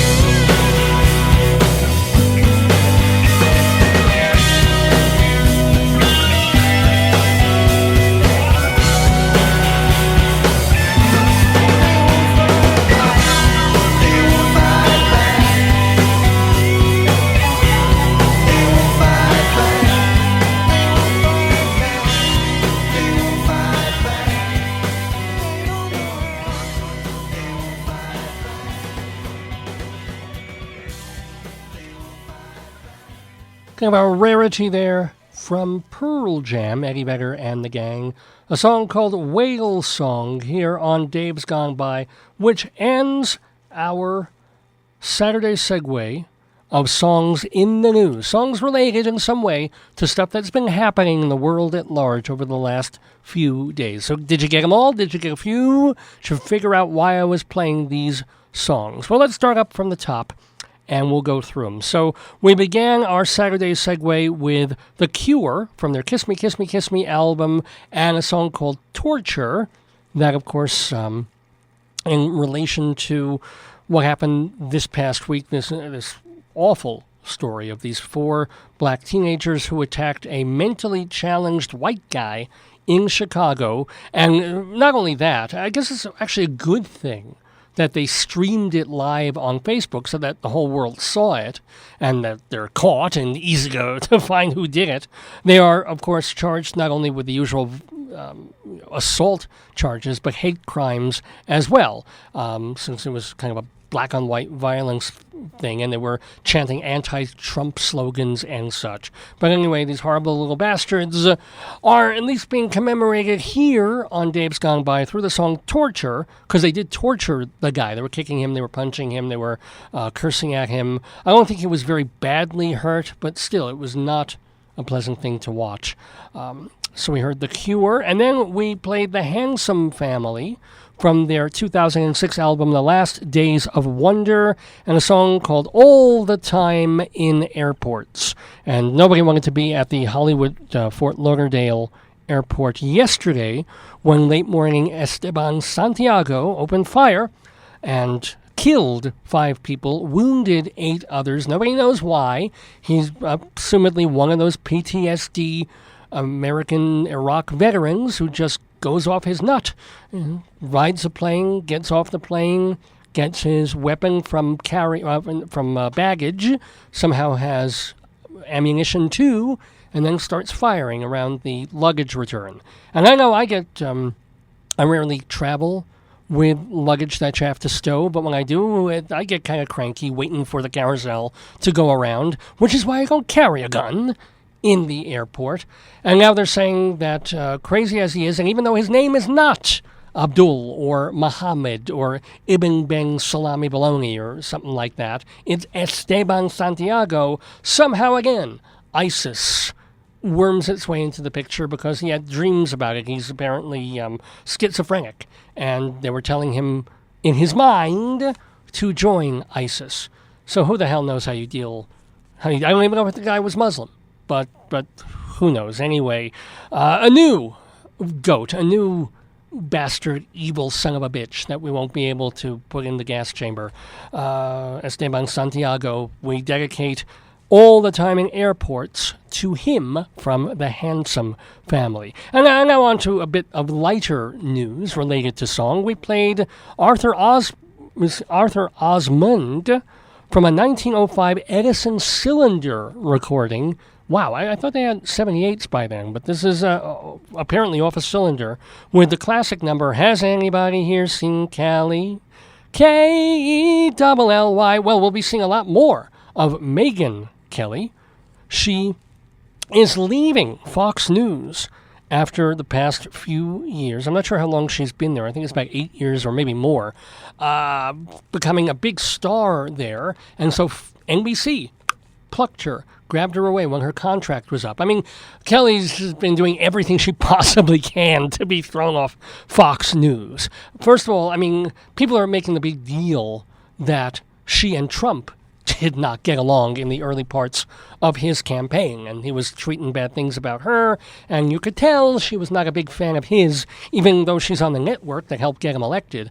But, I mean, I think her thing goes back even to, and it was the moment that I started to have some respect for her, was in 2012, when she was one of the anchors calling the elections then. And they had the usual pundits there. It was, Karl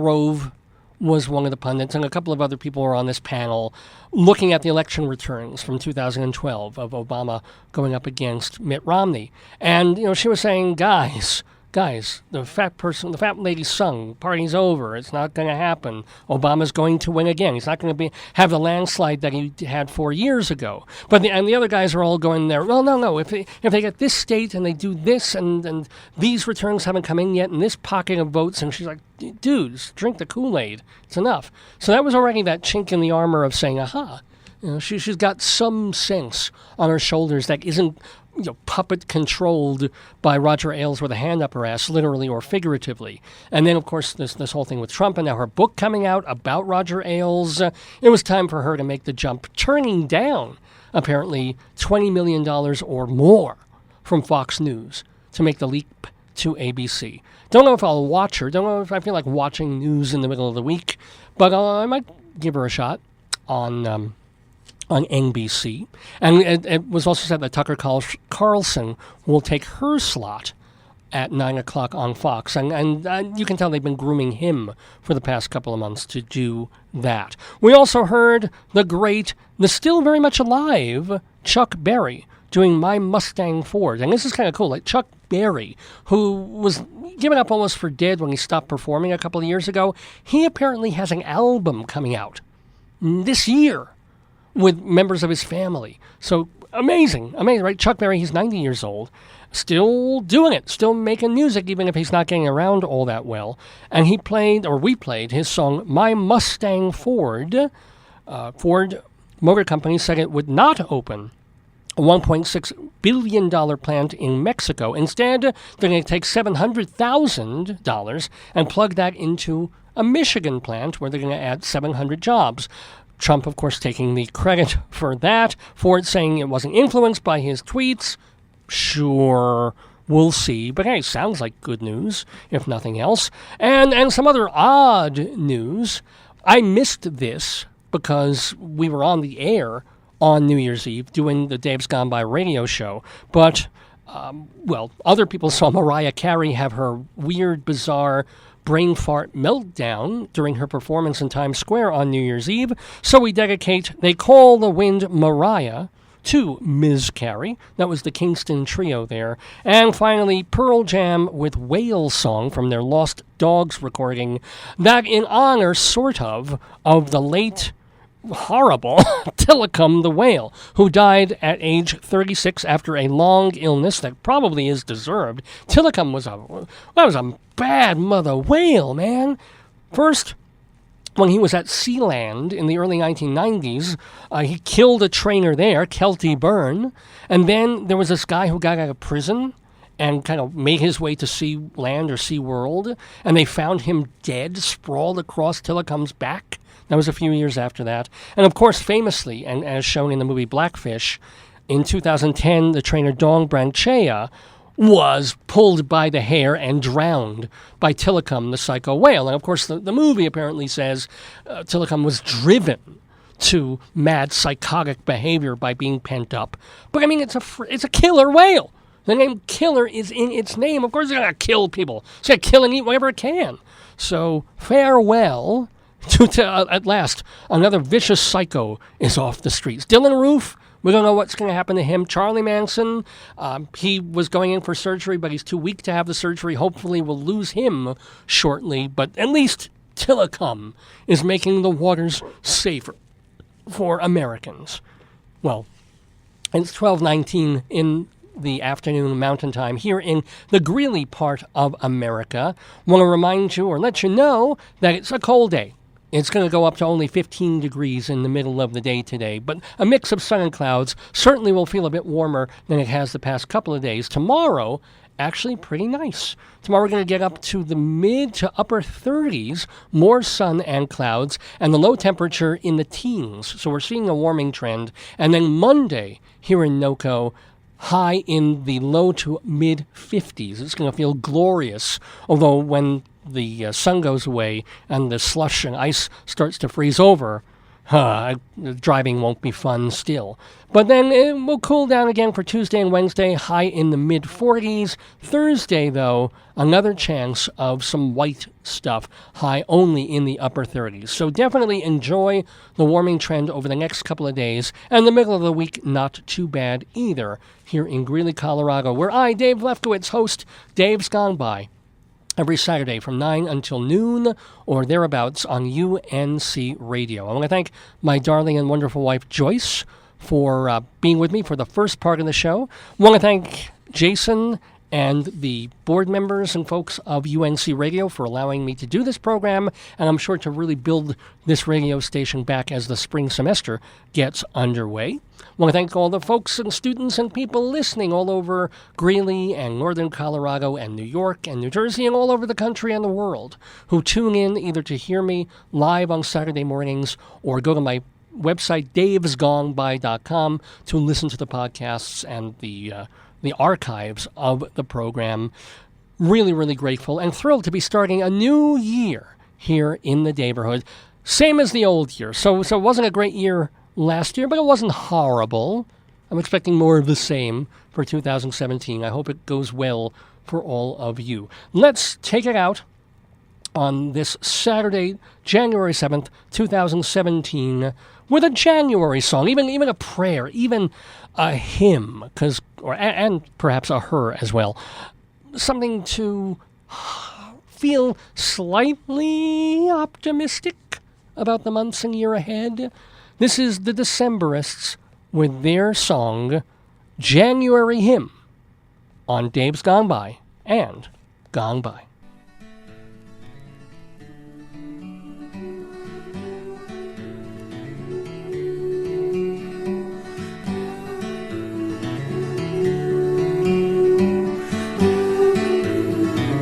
On a winter Sunday I go to clear away the snow and green the ground below. April all an ocean away. Is this the better way to spend the day? Keeping the winter at bay. What were the words I meant to say before you left? When I could see your breath lead where you were going to. Maybe I should just let it be. And maybe it will all come back to me. Sing, oh, January, oh.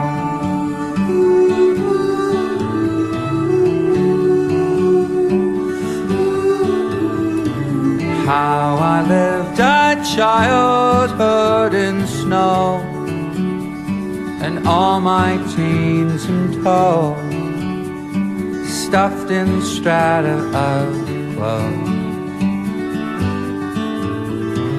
Pale the winter days after dark, wandering the gray Memorial Park, a fleeting beating of hearts. What were the words I meant to say before she left? When I could see her breath lead where she was going to. Maybe I should just let it be. And maybe it will all come back to me. Sing, oh, January, oh.